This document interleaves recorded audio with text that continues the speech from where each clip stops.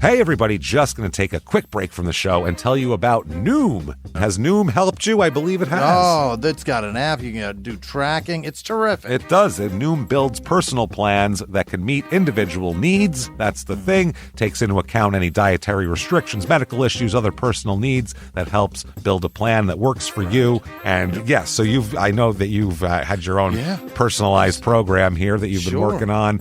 And it's weight loss This is weight loss results that last. They stick around because you get yourself into a lifestyle change. That's what matters. That's mainly it. You can't just say, I'm going to cut that out for a month and then go back to it. That's not what it is. So I'm glad it's helping you. That's great. And it really does. I like the psychology and biology-based approach here. Yeah. Noom Weight uses psychology. That's why they say losing weight starts with your brain, but it also takes into account your unique biological factors, Jimmy. All of your multitude flora and fauna that goes on inside of you there. Sure. Yeah. Stay focused on what's important to you with Noom's psychology and biology-based approach. Sign up for your trial today at Noom.com, Noom.com here, based on 3.5-year study of actively engaged Noom users with minimum starting BMI of 25. Individual results may vary. Visit our website for more information.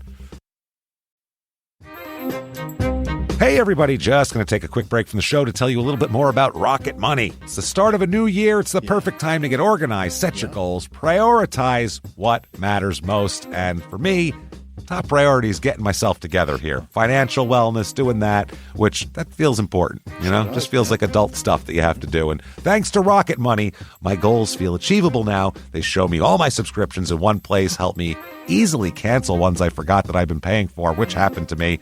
Absolutely happened to me.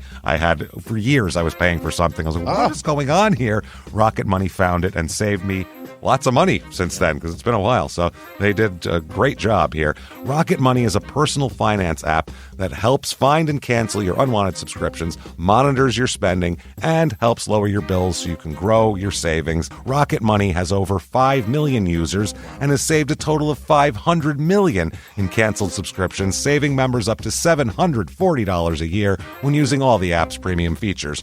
Cancel your unwanted subscriptions and reach your financial goals faster with Rocket Money. Go to rocketmoney.com/smalltownmurder today. That's rocketmoney.com/smalltownmurder. rocketmoney.com/smalltownmurder. Now back to the show. In the depths of an Atlanta forest, a clash between activists and authorities ends in tragedy. I'm Matthew Scher, and on my new podcast, We Came to the Forest, we expose the hidden truths behind a shootout that left one activist dead and countless lives forever changed. Binge all episodes of We Came to the Forest ad-free on Wondery Plus. This week, in Caldwell, Ohio, an extremely evil and cunning person lures multiple people to their deaths with a Craigslist post promising a new job in life, but all that happens is brutal murder. Welcome to Small Town Murder.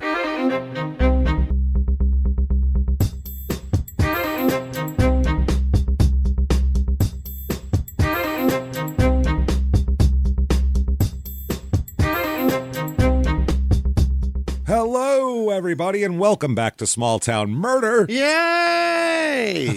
Yay indeed, Jimmy. Yay indeed. My name is James Petrogallo. I'm here with my co-host. I'm Jimmy Wissman. Thank you, folks, so much for joining us today. We have a wild, insane story for you today. This is oh boy, this is a lot of crazy and a lot of evil going on today. We'll get into all that and more. But first, definitely head over to shutupandgivememurder.com. Sure. Yeah. Tickets for live shows, Boston and Terrytown, New York. You are up next. Yeah. And tickets are very scarce at this point. So get in there and get them, especially in New York. There's only a few left. If you want those, get them right now. So, and Boston, too. Get them now. Get them now. There you go. Shutupandgivememurder.com. Also get all your merchandise. And keep going back there because tour dates will be announced soon for 2025. And tickets are going to go on sale next month. Right. So it's happening, everybody. Let's do that. You also definitely want to listen to our other two shows, Crime in Sports and Your Stupid Opinions, which, I'm sorry, that is the most, that's the funniest show going. You got to check out Your Stupid Opinions and Crime in Sports. You don't have to like sports. Check it out. A lot of crazy stuff going on there.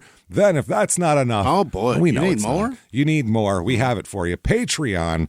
Patreon.com/crimeinsports will get you all of the bonus material. Anybody $5 a month or above, you get hundreds of back episodes you've never heard before immediately upon subscription, and new ones every other week. One Crime in Sports, one Small Town Murder, and you get it all. You get it all. Every last drop of it. This week, we're going to talk about, for Crime in Sports, we're going to talk about Marge Schott, who's just one of the worst people ever, who happened to own a baseball team also. And so the combination of those two things, she really got a chance to display her shittiness to the world there. And then for Small Town Murder, speaking of terrible people, we're going to talk about Sarah Boone. She's a lot. More importantly, the Sarah Boone trial, the suitcase murder, the lady who zipped her boyfriend up in a suitcase and said, but it wasn't intentional, that lady.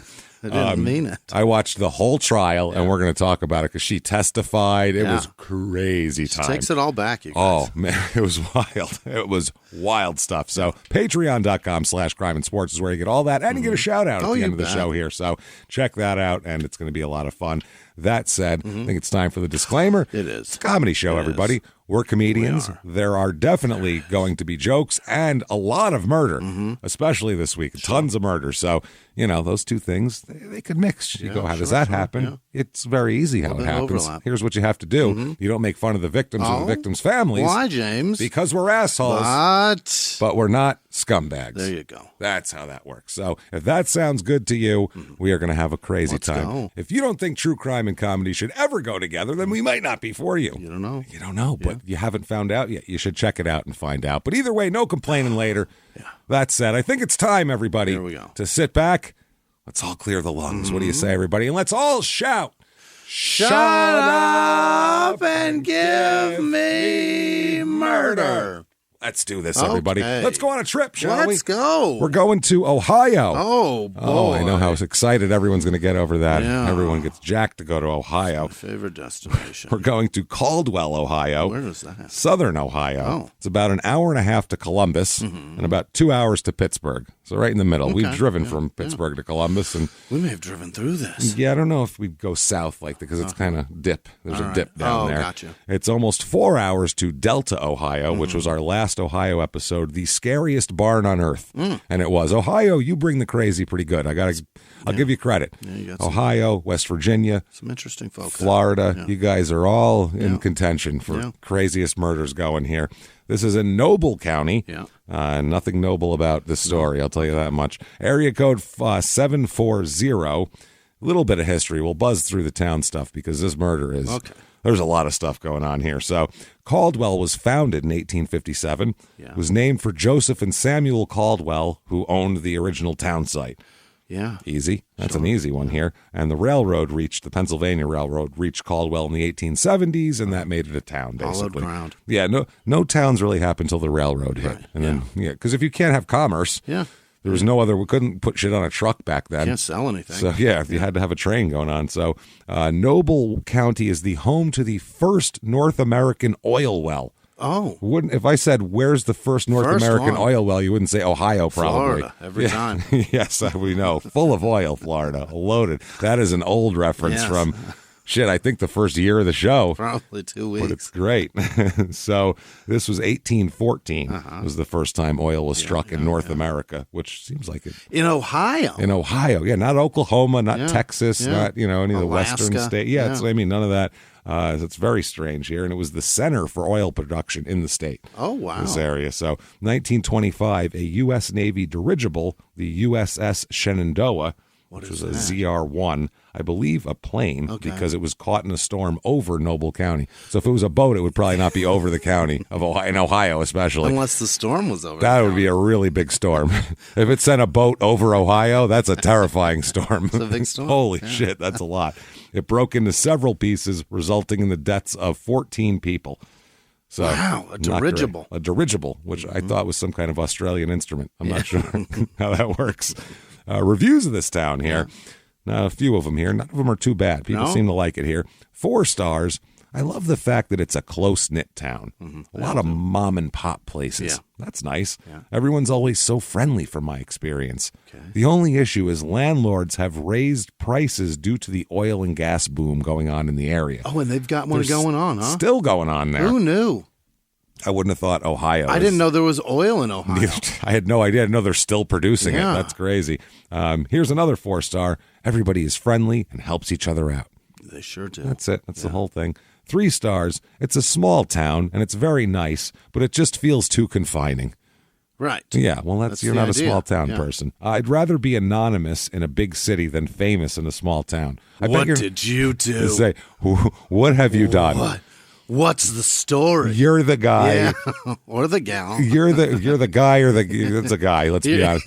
You're the guy who ran your car through the gas station window and then ran away naked into the night while screaming and yelling about aliens or some shit. That's there was a fire and a squirrel ran out of there on fire. That's probably and now right. They all talk about how you murdered that squirrel. You're a squirrel murderer, naked gas station wrecking sons of bitches. Wow. 3 stars. There's quite a few jobs, basically minimum wage jobs. Yeah, that's not great. It's pretty much, small commerce towns, that's what tough. it is. Yeah, there's not a lot going on as far as very little CEO pay at deals. The gas station. Yeah, not a lot of 6-figure salaries and small. You got to own your own business. Yeah, that's how it works. You got to own like a plumbing company, run or some bees, an HVAC company, or something like that. People in this town, 2,235. Small town. Small. It's a very small town. Male, female here, 50, almost over 52% female. Really? So they have run the males out of town here, which is it is. Oil fields will kill them. That's what's weird is there's oil and gas jobs. Usually that would be more of a male town. From our experience, and there's more females. Median age 51.3, a little bit old. Usually about 37. From age 60 and up, all the demographics are high. Wow. There is 0% 18 to 20-year-olds. Is that right? Soon as they are able to leave legally, they're out of here. Out of here quick. 46% married here. So it's a kind of a family town. Right. Race in this town, 98.8% white. Wow. 0.2% black. 0.2% Native American, 0.2% Hispanic, and 0.5% 2 or more races. So not a lot of variety here. Let's see. Religion, only 27% religious in this town. And they're spread out pretty good. Catholic is the most, 10.5%, but that's not a lot. So it's very interesting. Unemployment rate here is higher than the national average, and median household income is lower than the national average. Okay. Median household income here is $43,185. Wow. It is $69,000 in the rest of the country. This is not. They're not doing well. No. This town, they're not crushing it money-wise. This is tough. Now, cost of living being 100 is average in the United States. Here it's 79.5.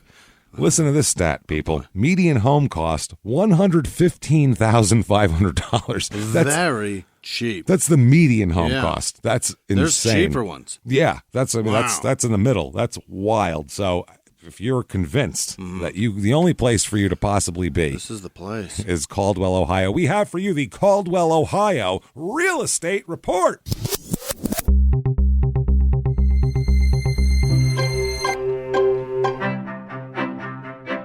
All right, average 2-bedroom rental here, $790. About $500 less than the national average. This place is inexpensive. Yeah. Here's a 4-bedroom, 2-bath, 1,944 square feet, this house, which sounds good until you look at the house. It is full of shit on the outside. It's like the scumbags on your street are selling their house. Oh, no. And they're leaving all their shit outside. They're not taking anything with them. No, they're leaving the El Camino engine hanging from the tree. Damn it. They don't give a shit, these people. It's a little rough. It says, discover the potential of this charming 2-story home currently undergoing a remodel and ready for your personal touch. In other words, it's half taken apart. That's and what that you means. get to finish it. There's no floors in half the house, and there is 0 interior pictures of this house. Good luck with that shit. Oh, boy. $90,000 though. Well, it's a big house for $90,000. You got your work cut out for you. But it's going to cost you. Here's a 4-bedroom, 2-bath, 2,120 square feet. It's a nice house. It's a raised ranch. It's a long house. Yeah. It's got a metal roof on it. Okay, because it snows. Very metal roof there, and it's on a little over a half acre. I like in the living room, there's really nice, big, old beams in there that look really cool. It's not bad. $260,000 for that, though. Exposed wood and a steel roof. It's not bad. It's not bad. And then finally, this is on 3.5 acres. There we go. And this is crazy. The ad has a house on it, but there's no house there. What? It's just an AI house. Oh, they. But it shows pictures of this house from different angles, like there's a real house there. It's It's bonkers. I don't understand. It says, discover your dream home in this beautifully updated log cabin. But there's no log cabin. You have to put it there yourself. You can get it put there, apparently. The spacious property features 4 bedrooms and 2.5 baths that don't exist. Huh. It's the strangest thing ever. $495,000. Just for the lot. For a non-existent. Yeah. I don't know if that includes a house that they're eventually going to build. Yeah. I'm not sure. You want one? I'd want to know the house was there and see it before I'm going to plunk any money down. Yeah. You know, I don't want just land if I've got it. No. Yeah. That sounds gross. It's a lot of work, man. Things to do here. Yeah. The Big Muskie Bucket. What is that? Okay, that is this. What? You can see here. See that? I don't. What? Oh, is it a backhoe bucket? It's like a big bucket. It's a big bucket. It's a giant one. Earth mover. It's enormous. Holy. It's huge. Now, the Big Muskie, it's called, was once the world's largest earth moving machine. Okay. At one time, it was. Now we just have the bucket. That we just have the bucket. Yeah, they got rid of the rest of it. What are you gonna do with that shit? It's all out of. I'm sure now it's not considered big. Here's the bucket. So imagine how big it was. That's it. It was the It was the largest drag line ever built, and was one of the 7 engineering wonders of the world. It's a big deal. Between 1969 and 1991, by the way, it moved 483 million tons of rocks and soil. Okay. I don't know how this is a festival, by the way. Who gives a shit? I'm still trying to figure it out. Oh, it's not a festival. This is just go look at the bucket. Just a thing to see. You just go look at the bucket. The bucket weighs 460,000 pounds empty. Empty. 460,000 pounds empty. Imagine the machine that moves that. Like with ease, enough to dig with it. Well, that's what I'm saying. It carries an additional 640,000 pounds when loaded. So it's over 1 million pounds when it's all loaded. What the fuck lifts that? I've never heard of that before. I don't know how much torque you'd need in an engine. That's crazy. If that's not enough for you, though, you'll also see the Wall of Honor. Sure. Yeah, that is listing the names of employees of the Central Ohio Coal Company, which operated Big Muskie. Now, Jimmy, I'm booking my plane ticket right now. I got to see this. It's like the Vietnam Wall, but of people that worked here. But people who worked for the coal company. That's the strangest thing I've ever heard in my life. It's real weird. The park's structural facilities are made from 50-year-old red oak trees planted by miners on reclaimed land from mining here. Then there's the Johnny Appleseed Memorial. Is he from there? Apparently so. I didn't know Johnny Appleseed was a real person. You didn't? No. Yeah, I didn't. I mean, you said that like you were positive. I don't think you. I guess it makes sense to not think somebody walking around with a pan on their head. I thought it was real. Yeah, I thought it was just like a but myth. he certainly went and planted apple trees. Right? Where'd all these apple trees come from? Oh, Johnny Appleseed. You know what I mean? I think it's like the Appleseed Tooth Fairy. And whenever I hear the name, all I think of is this old David Cross joke where he talks about finding a used condom in the middle of the street in New York City. Yeah. And he's like, one of two things happened here. He's like, either people were just banging in the middle of the street and threw it on the ground, or it's some urban Johnny Appleseed, which made me crack up, and that's what it makes me think of every time. Throwing a seed around. Throwing it. The legendary Johnny Appleseed has roots in Noble County. His family owned a homestead a quarter mile south of Dexter City. Although he never lived here, he visited often. So they have a festival. Who gives a shit? They have a memorial for a guy who came by once in a while. He didn't even plant shit here. Never had a house. Nope. Parley Chapman, his half-brother, and his family are buried nearby in a family cemetery on the hill above the monument. The memorial's made from small rocks donated from people along the route over which Johnny passed. It reads, "Without hope of recompense, without a thought of pride, John Chapman planted apple seeds and preached and lived and died." Is that who? His name was John Chapman? Yeah, his name wasn't Johnny Appleseed. Yeah. Yeah, I mean, and then he picked the right profession. He's like, you know what? I should just plant apples. I'm just gonna go do this. Johnny's father settled along Duck Creek near Dexter City with his second wife and their 10 children. Good Christ! Jesus, he should be called Johnny Appleseed. Never mind the one seeding. Jesus, he's seeding everything. Johnny helped his family get settled, and it's known that Johnny regularly visited his step siblings who remained there. His last known visit came in 1842. Golly, that man lived almost 200 years ago, and we all still know who he is, and he didn't do shit. He didn't do shit. Didn't do anything. I think he planted some trees and preached, and but put not here. a pot on his head. But not here. Right. Somewhere else. Okay. Yeah. Crime rate in this town is Why? What a fascinating man. It's so strange. I want to know more about it. Everything. Maybe we'll do a bonus on Johnny Appleseed one of these real days. life. Crime rate in this town, what we're interested in here. Property crime slightly above the national average, which there's 2,200 people here. Yeah, how do you? That's crazy. You know who's stealing from you. Well, they got no money. How many crackheads are there? You know the crackheads in a 2,200 person town. You know who's stealing. But nobody's got any money. They're desperate. But shit, you know who's stealing in that town, though. You should. Bobby's a thief, and he's always stealing. It's Bobby if something's missing. Saw him wearing my shirt. Goddamn wearing my shoes on his feet. Violent crime, murder, rape, robbery, and of course assault. The Mount Rushmore of crime is about half the national average. So it's safe, but they will steal your shit. Because they're desperate. That said, I know it's early in the show, but let's talk about some murder. Let's do it. Because this is just a lot. Wow. It's a load here. This, by the way, there's a chunk of a lot of information here and there comes from a very good article in GQ called "The Craigslist Killers" by Devin Friedman. In GQ, they did a big whole thing on this. So very interesting here. Now let's talk about a young man first. Okay, Brogan Rafferty. Sick name. Brogan Rafferty. Yeah, that sounds like he's that sounds like a rock star's real name. goes by Johnny Appleseed, but his real name's Brogan Rafferty. Or a Western movie villain. That's a bad guy name. Yeah, or an Irish immigrant. One of the three. So he's 16 years old, as we'll talk about, back in 2011, because this is when this whole mess is going to take place. He's a junior at Stowe Monroe Falls High School. Not a particularly bright kid, not a particularly dumb kid. Feel you, buddy. Just pretty average guy, old Brogan. But one thing that's not average about him is his size. He's enormous. Brogan's a big fella? Brogan is 6'5", 230. Golly. When he's 16 years old and still growing. Big young man here. He's pretty laid back. He's a real, like a lot of very big people, he's laid back. Kind of gotta be.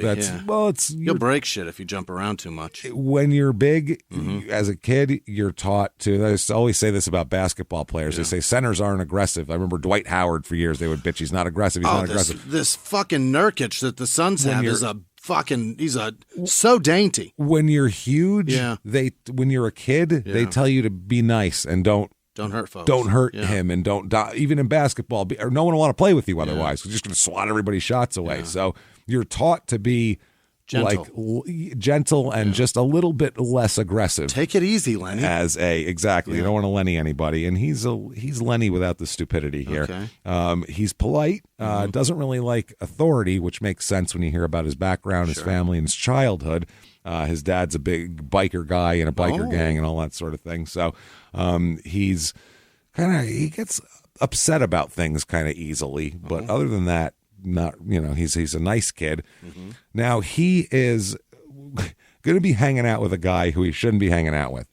He's 16, but his best buddy, who he hangs out with every day, is Richard James Beasley. How old is he? Dickie Bees is 52. Yeah. Not great. This is hang out with people your own age, because this has been a mainstay in this show. It happens all the time. So consistent. This is if you know who Dean Corll is. This is very Dean Corll without the sex. Really? Yeah, because... Well, what the hell else is that? Murder. Oh, yeah. Yeah, remember that part? When he murdered a shitload of people, like 20 of them? Yeah, but Dean wouldn't be like, if we're not going to fuck, let's just murder. You know what I mean? Yeah, but still, Dean, what I'm saying is Dean was an older guy, not in his 50s. He was in his 30s, but he's an older guy who recruits young people. Kids, right. Ahead of time to kind of almost indoctrinates them into the way he does things, and so they're okay with killing and okay with doing shit. And that's kind of how this works. Wow. The problem too is he didn't meet Beasley when he was 16. He met him when he was 9. Beasley has been basically his mentor since he was 9. Not a family member. No. By the way, he met him right when Beasley got out of prison, as we'll talk about. How? Well, he's a friend of the family, because there you go. Brogan's family they have some problems, as we'll talk about, mom and dad. Invite folks in? No, they're just, they're as bad as him. Not murderers, but it's interesting. We'll talk here. Now, Richard Beasley Rich, as he goes by. Doesn't go by Dick, unfortunately. No. He's a convict, a biker, a professed man of God. And, of course, known on the streets of Akron as Chaplain Rich. He's been to prison. Full of shit is what he is. He's a giant full of shit liar is all it is. All right. Started taking Brogan to church when Brogan was 9 years old. Oh, boy. So he's like, I'm going to take you there. And apparently at that point he was already a big kid and all that. And Rich wanted to take him under his wing. Became his best friend. What he called his uncle dad. Yep. Which is insane. He was the one guiding young Brogan through religion and also just teenage stuff. Brogan, rather than go to his friends and talk about a girl he would like or something, he'd go to Rich and talk about it. Wow. Which would be what? Rich would knock her over the head, drag her into an alley. Yeah. It sounds like, what the fuck are you going to this guy for? What's she taste like? Tell me. I'll find out and I'll let you know. Brogan called him his counselor. That's what he always called him. This is counselor. Too deep already. Counselor, Uncle Daddy. Yeah, it's a lot. Confidant, best friend. That's a lot. Now, from the GQ article, this guy writes, Rich has always been a rumpled character, a corpulent man in denim and leather and boots with long white hair he wears in a balding grandmother's braid. Oh, my. We all see the guy, right? Yeah. That's the guy. Frightening. Yep. He is really weird. He would love to minister to street people. Basically, he likes going to people who have no other options. Yeah, desperate people. Children with bad families, street people who have no other options. Yeah. You know, like a cult leader. Right. That's what he does. And that's kind of what he's trying to do here. Finds broken people And doesn't fix them. Just kind of turns them into what he needs them to be for his uses. Duct tapes them together. Well, only if it benefits his shit here. So he used to say to the people on the street, I live among you by choice. I can leave if I want. Oh. But I want to be here with you people. I've got the means to be elsewhere. Yeah, which he didn't. So he was very good at talking to people. He's got the gift of bullshit and gab like most con men do. Yeah. He's got a real, what's called by the GQ, a folksy sociability. Okay. Which is, bullshit artist. The person I avoid who comes... My neighbors that I avoid. Small talk champion of the world. Yeah, that's the worst thing ever. They said that he knows how to make moonshine. He talks all about the origin and the bylaws of the Hells Angels, as well as how right Jesus was when he said to give unto Caesar what was Caesar's. So he's eclectic, we'll say. Certainly. Now, talking about church here. Rich's mother, Carol, who's still alive in this scenario, 11, she's big in the church. Yeah. Okay, she's been going to church forever, all the time. So he shows up once in a while. He'll bring Brogan in there and all that kind of thing. There's a Bible study group that his mother, Carol, goes to. This is Rich's mother, Carol. And while Rich was in prison in the early 2000s, he would send letters to the Bible study group. Oh, how he's doing, prison and all that shit. Sure. Carol would read the letters out loud, and then they would pray for him. Okay. All of them. Here's a letter from my son. Yep. Prisoner 384286. That's the one. He's going to tell us what they're having for dinner tonight. He's going to tell us about the Red Death tonight for dinner. So he got in trouble when he was in his late 20s in Texas at first. Shitload of robberies. Yeah. His robbery guy. Then a gun charge. Told everybody that wasn't his fault, though, the gun charge. 50s and 60s was from the ripe sky. for gas station robberies Oh, in yeah. Texas. Well, shit, that wasn't the 50s and 60s. This is like the 80s. Oh, yeah, he would have been, huh? Yeah, this is like the 80s. He came around a little bit late. For that, yeah. But I mean, in rural areas, they still didn't use security cameras and shit, because that's what stopped most of those, are just cameras. Well, cameras and pay at the pump, that shit. That too, yeah. You don't even and have to also, go inside. well, now nobody uses cash, so what are you going to do, rob them of their fucking Amex receipts? Yeah. Like, that's not real. It's not going to do anything. Not going to help you much. Yeah. So he's in all these letters here, he spent a lot of time complaining. Yeah. Talking about how everything's a misunderstanding and now he's in prison because of it, and he complains about the bed in prison and the food. Yeah. Never says anything about being remorseful, mainly just makes excuses for all this type of shit. And it's miserable in there. That's all it is. So, and also too, I mean, he's sending letters to his mom. So now all these church people are waiting for him to get out so they can help him and, minister to him and all that kind of thing. After he gets out, he seemed to be trying to be on the straight and narrow. He was going to church and he was being all really doing it. Yeah. He become a chaplain. Oh. He wasn't technically ordained, but he said he was training, which he wasn't. Yeah. He's full of shit is what he is. But he can read, and that's what's doing it. He's just full of shit. Yeah. That's all. So the group knew, the Bible group knew he was he started a halfway house in Akron on Yale Street where he lived. They thought there was some weird people there, including a couple sex offenders, people like that who he'd bring in. But that's who Rich would get. He'd get the addicted, and if you're going to run a halfway house, you're not looking for college graduates and fucking people from good families. I need people that you're looking for people down on their luck and shit like that. They've seen some shit. It's basically thieves, prostitutes, drug addicts. Yep. This is whoever you can find on the street and bring in, like a weird cult leader might. Yeah. And he would live there too. And that's kind of how it went here. Hey, everybody, just going to take a quick break from the show to tell you about the safest sponsor ever, Simply Safe. Absolutely. These people will keep you safe. It's amazing. You know that every 26 seconds a burglary takes place in the United States, according to the FBI. That means that by the time this podcast is over, dozens and dozens of homes will have been targeted, ransacked. God knows what happens here. So protect your home before it's too late with Simply Safe proactive security system. Simply Safe helps stop threats before they even have a chance to break in. Named Best Home Security System by U.S. News and World Report 5 years in a row. And by us for about the last 8 years as well. If you trust us, believe me, you want Simply Safe. So visit simplysafe.com/small to claim 50% off a new system with professional monitoring plan and your first month free. That's simplysafe.com/small. There's no safe like Simply Safe. Now back to the show. This show, Small Town Murder, is brought to you by BetterHelp. Get yourself some therapy, everybody. Honestly, here. We often hear about, red flags that you should avoid. Hey, that's a lot of a thing. It's become a real phrase now, real cliche. Yeah. But why don't you focus also, you look at like green flags in friends and partners. Look for good things as well. Right. And maybe you're not sure what that looks like, though. Therapy can help you figure that out. What are positive things? What are the green flags? And then you can practice them in your relationship. It's absolutely a fact. And so, honestly, we absolutely are huge advocates for this. It really, really helps. BetterHelp is fully online, making therapy affordable. It's convenient. They serve over 5 million people worldwide. You can access a diverse network of more than 30,000 credentialed therapists, wide ranges of specialties there. Here's the coolest part.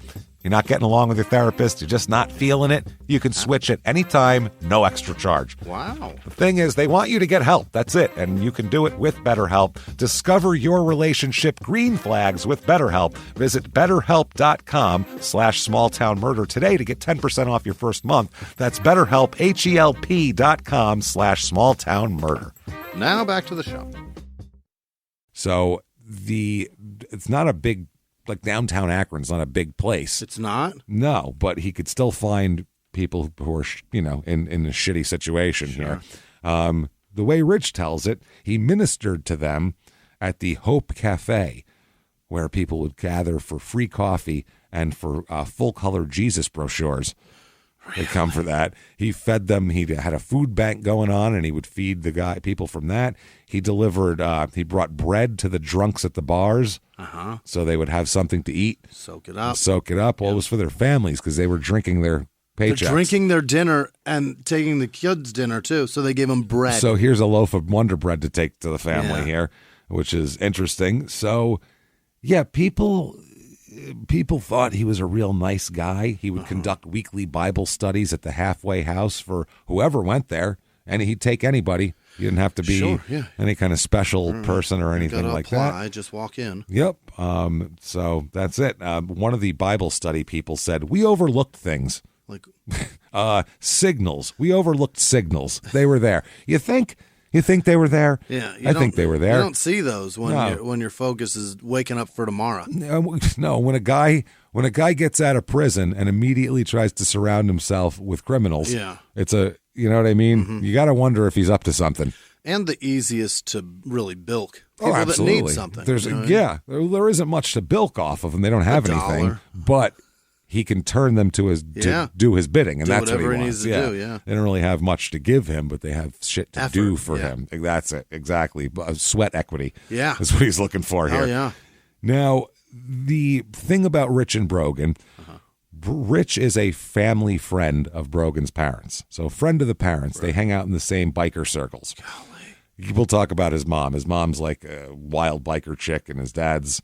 The laziest people, if they're just pawning their child off on somebody else to watch him. They think he's a... Mom is... Well, we'll talk about it, but mom is a crackhead, and dad isn't around very much. Okay. He's just out doing biker shit. Riding motorcycles. He'll go to the bar on Friday and not come home till Monday. Whoa! That bar is open late. Yeah, there's a lot of bar. You got to leave at some point, right? Apparently not. Evidently. Monday. Clear on out after football, I guess. Yeah. So Rich basically would start taking him to church when he was about 9. And, first it was like, I'm going to show this kid something. And then they just became buddies. Yeah. They were just buddies because most 40-something-year-old people like to hang out with 10-year-olds. That's normal. Rich would do his ministering in the ghetto, but then he and Brogan went to services in chapel, at this chapel, which is like a big evangelical church type of deal here. Now, Rich says, I took him to church because he needed it. Well, it was the right thing to do. His father would go to his biker's clubhouse on Friday and wouldn't be home, and his mother, Yeah. But Brogan loved church. I'll bet he did. Yeah. It's his favorite. That was his punishment. He wouldn't be allowed to go to church. Okay. No, it's just a matter, to me, I think it's a 9-year-old with no stability in his life, and it's just anything stable would work. You could have taken this kid to fucking Red Robin. He would have been thrilled as long as you took him on a steady, as long as he knew he could count on it. Leave him out there, Yeah, I think that's kind of what it is. He was just looking for somebody to pay attention to him and all of that. They were regulars at Bible study. And they would socialize and do all of that and get to know all the church people. Everyone thought they were an odd pair, obviously. Yeah, right, on site, yeah. The funny thing is the kid's way bigger than him, even when he's like 11. He's towering. Already bigger than him. He's a short little guy, Rich. Really? He's a short, stocky little cat. Yeah, like he looks like a biker. He's a short, stocky little guy. Yeah, sure. So they thought they were a weird pair, very strange. They tried to get Brogan in with kids his age. The church people were like, oh, you should hang out with my son. He didn't like it. He didn't want to hang out with kids. No thanks. He liked older people to hang out with, which is interesting. One of the church people said he was 9, but he looked 14.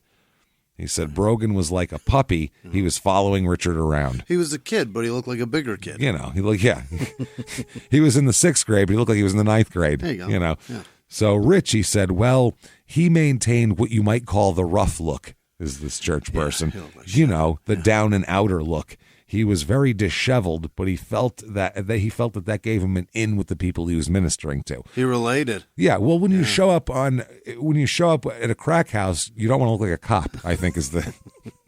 Yeah, you don't need to look like you showered. Nobody else did. No, you show up with khakis and a polo shirt, everyone's going to scatter when you come into the door. Fuck. Detectives or social services or somebody that gets a paycheck. Somebody that's going to frown upon the behavior we are exhibiting right now. No shit. Now, the family, this you can tell because you go, who the fuck would let... How can you? Their 9-year-old hang out with some ex-convict and just let him take him wherever he wants. Well, when you hear about this family, it's interesting. Brogan's dad, Mike, here, was the GQ reporter talks about when he first met Brogan's dad, and he said, quote, he was in the garage listening to Deep Purple, Smoke on the Water, lifting weights on a quiet afternoon in his 3-bedroom suburban ranch. How old is this man? In his 50s at the time. He's in the garage weightlifting with Smoke on the Water playing. He couldn't be more of a stereotype is what they're saying about his dad as like a 50-year-old guy. He says his dad's only 5'8", which is crazy because Brogan's huge, which is I'm not sure it's his dad at this point. Is what I'm getting at here. They said that he's basically 5'8" inches tall, but he's almost a square, is how he's described. Shit, 5'8" wide too. Yeah, just a little chunky guy. He's got a long ponytail, like all the guys there. They said a small, expressionless mouth, shiny dark eyes framed by the longest, most beautiful dark eyelashes that give a poignancy to the latent violence he exudes. That is quite a poetic way to put that. The only nice thing he's got is great eyelashes. He's a scary guy with lovely eyelashes. Just lovely lashes. You just want to put mascara all over him, don't you? Bugs Bunny and drag kind of eyelashes. That kind of this thing. guy is crushing. Bugs Bunny trying to get Elmer Fudd to want to fuck him lashes. Fuck me Elmer lashes, I believe they're called. Right? FMEs. Hey, you got some fuck me Elmers on you. Hammer this rabbit hole. God damn. You've heard of a rabbit hole, haven't you? How'd you let you want to find one right now? Yeah. Try to find the bottom. I Let's dare you. see it. So Mike's a machinist. He works nights doing precision cutting metal for aircraft landing gear. Wow. When you hear the lifestyle this guy leads, you will be terrified to fly if this guy's making the fucking landing gear, because I'm scared right now. Precision cut, I didn't know. I thought those things were like melded aluminum parts. You know what I mean? I didn't know it was fucking cut. Apparently, things have Laser to be cut to begin Jesus. with. He is also, at the time back then, the president of the North Coast Motorcycle Club, which, according to this article, they call a close affiliate of the Hells Angels. So one of the North underlings. Coast. The North Coast, as opposed Up there on the coast. of Ohio. Very coastal. That's Cleveland, isn't it? I believe so. Lake Erie. So according to the cops here, the North Coast gentlemen are suspected of meth dealing and all that kind of thing. Mike doesn't have any criminal record except for one small incident with a public urination charge. So he just had to piss real bad one time, which is very interesting. So they said that the reporter describes him as a straight arrow who does not suffer fools gladly or without punching them in the face. You don't want to piss this guy off, it feels like. He can go off on you at any time. Mike said, maybe I wasn't the father I should have been. I wasn't real good at showing emotion, but I was a bit of a disciplinarian. In other words, I'll punch you, but I won't hug you. Yeah. And that's kind of what happened. Yeah. So that's the kind of guy he was here. They said he bought a small house, decent school district, taught his kid to box in the garage, starting at 5. Doesn't drink on weeknights, because he has to work the next morning. Right. But come Friday night, you won't see him till Monday. No, you won't. He calls that's church time, that's the meetings of the biker club. Yeah. And they'd go to different bars, and basically he was gone. That was it. The whole time. Yeah. He also beats the shit out of Brogan a lot. Yeah. And we're talking at a young age, pre-10 years old. He's beating the shit out of this kid. Apparently, he lost his report card one time, so Mike, the dad, broke Brogan's nose over it, punched him in the face for losing a report card. Pre-10 years old. That's a lot extreme. That's fucking crazy. Interesting. And in the mother, Yvette, that is Mike's wife and Brogan's mom, said that he was a good provider, but he was terrifying, and especially to Brogan. Brogan was scared shitless of him. So a bad dad. Not a great dad. Terrible dad. But he sees it as, well, the bills are paid. Yeah. So that's my job. Pay the bills, terrify the family, go out on the weekends, in that order. You'll only see me Monday through Friday afternoon. That's it. I mean, weekends are yours. Yeah. Talk about working for the weekend, man. You have custody there. Yeah. So that's weird.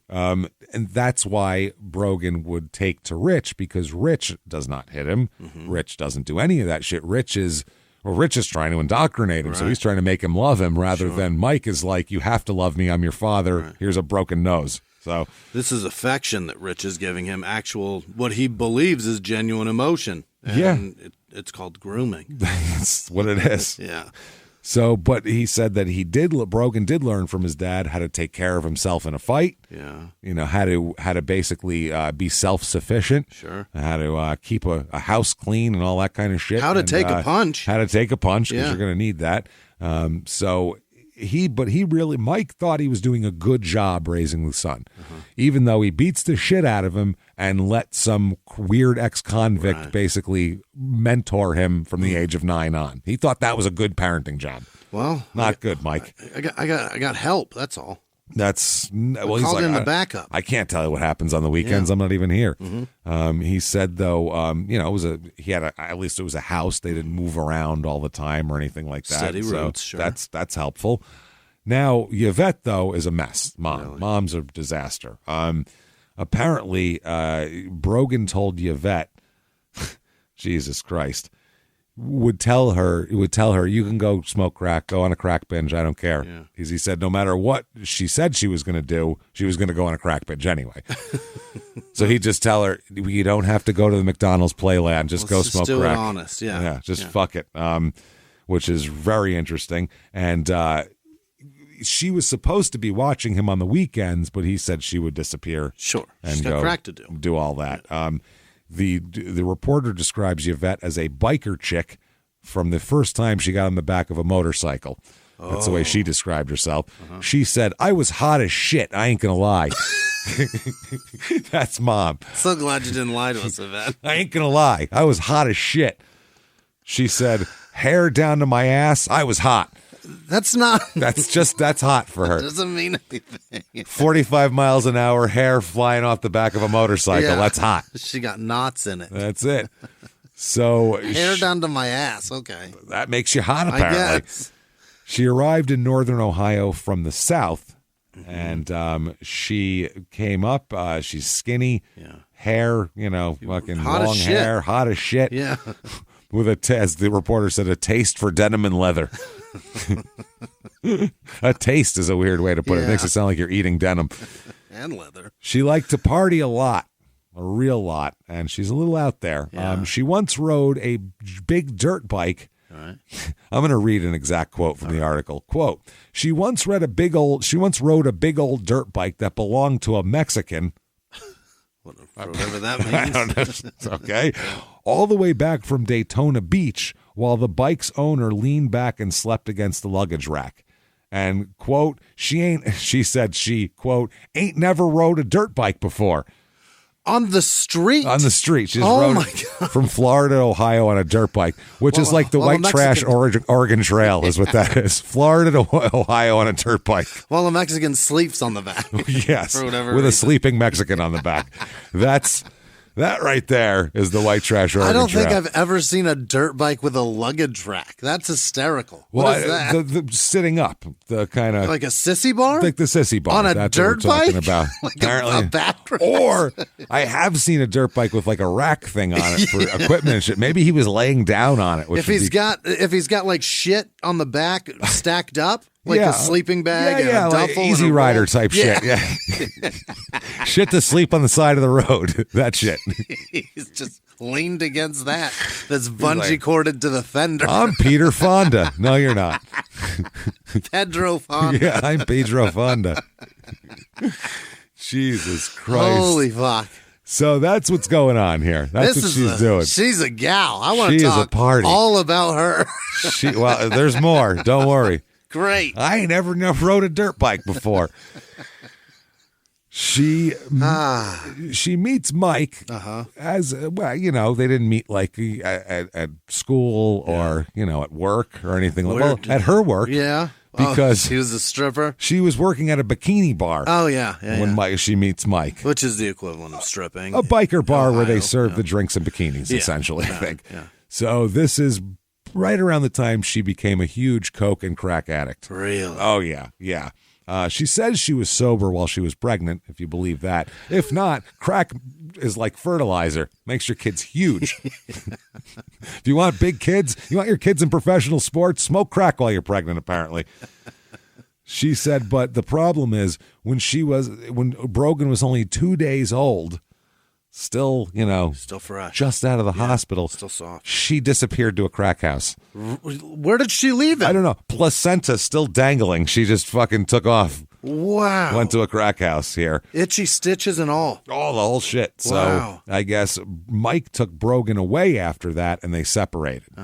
So that's kind of how it goes here. So he was not breastfed is what you're saying. No, and then she just kind of fell off into addiction, and then her job is to watch him on the weekends, which she wouldn't. She'd just go smoke crack, and he'd go, that's okay, go smoke crack, and he'd sit at home and watch cartoons, basically. So this poor kid. He had no choice, no chance. Yeah.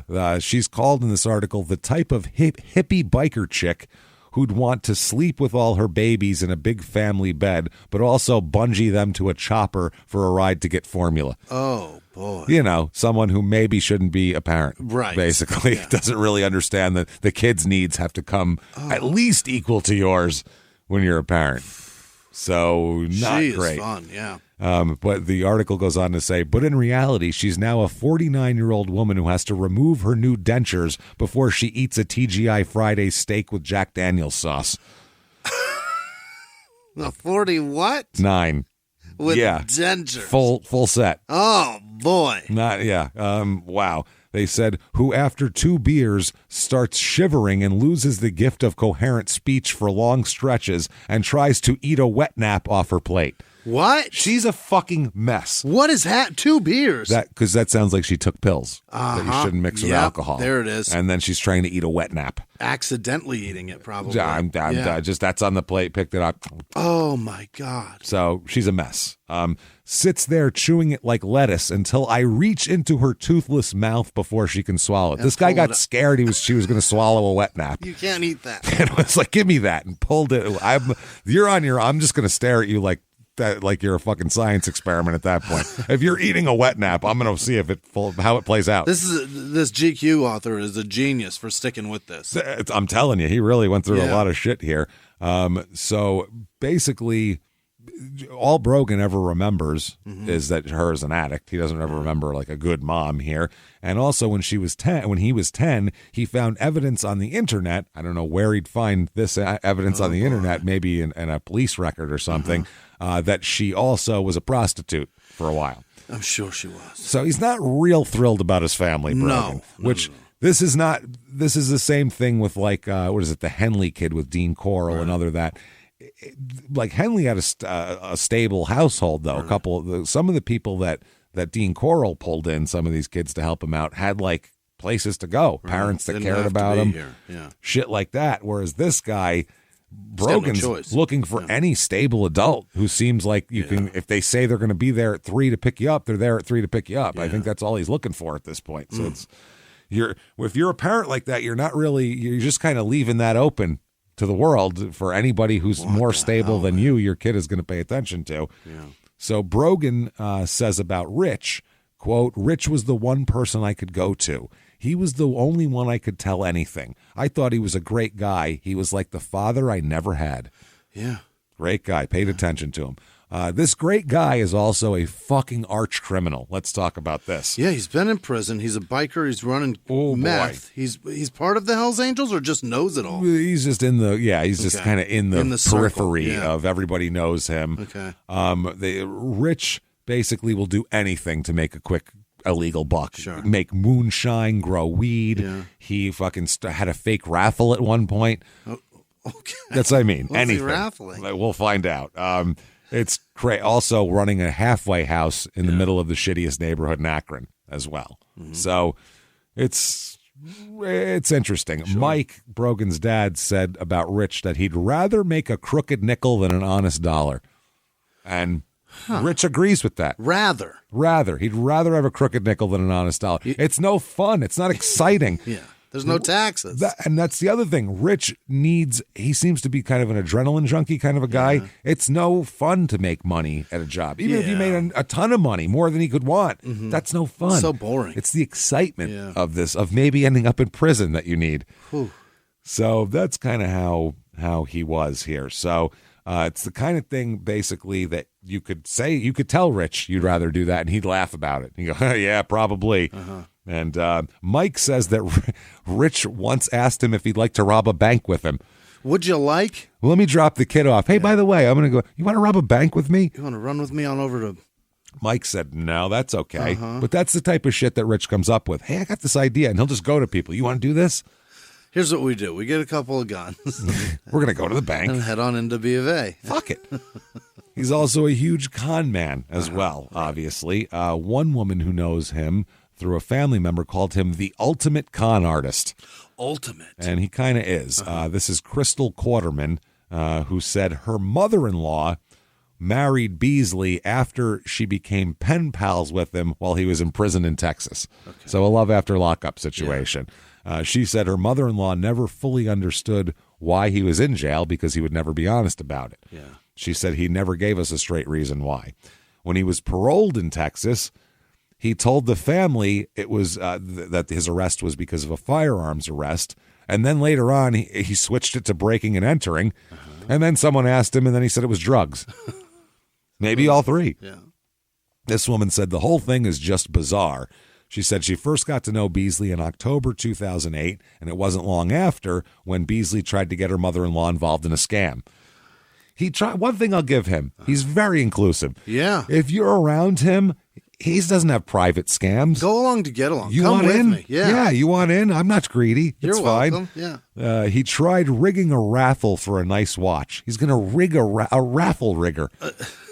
Not what the fuck? For a nice watch. So there was never a watch. He never intended to give any kind of watch. Yeah. They said so he could do it over and over again and keep the money. So awesome. he's gonna have one watch. Yeah. That's gonna be the centerpiece, the prize to dangle, and then he's gonna keep doing that. This woman said he was talking to my mother-in-law about this, but she didn't want anything to do with it. Right. She said that Beasley then tried to run a scam from obituary columns. Okay. What do you do? Contacting relatives of the deceased to try to collect money for embossed Bibles that he claimed had been bought earlier by the person. This person ordered this Bible. It's ready. Will you pay for it now? What the hell? That's what he's trying to do. Scamming recently deceased people's families out of $10. And think about the work that goes into that for $10, or how much can it be? I mean, I saw a report that they're literally $8. That's what I mean. What are we talking about here? So this woman whose mother-in-law married him said, quote, he was just an awful person. Yeah. He's the ultimate con artist. Her mother-in-law was trying to get away from him, but was afraid of him kind of after, finding some stuff out about him. Sure. This woman said when he got out, she soon realized what he said in all the letters just wasn't true. Not that nothing's my fault. I'm really an upstanding guy. I'm all about the church and of the God. system. Yeah. Yeah. Now here is Lois Hood. She is a sister. That mother-in-law. Yeah. She's her sister. So an aunt-in-law. This would be this lady's aunt-in-law. Yeah. Exactly.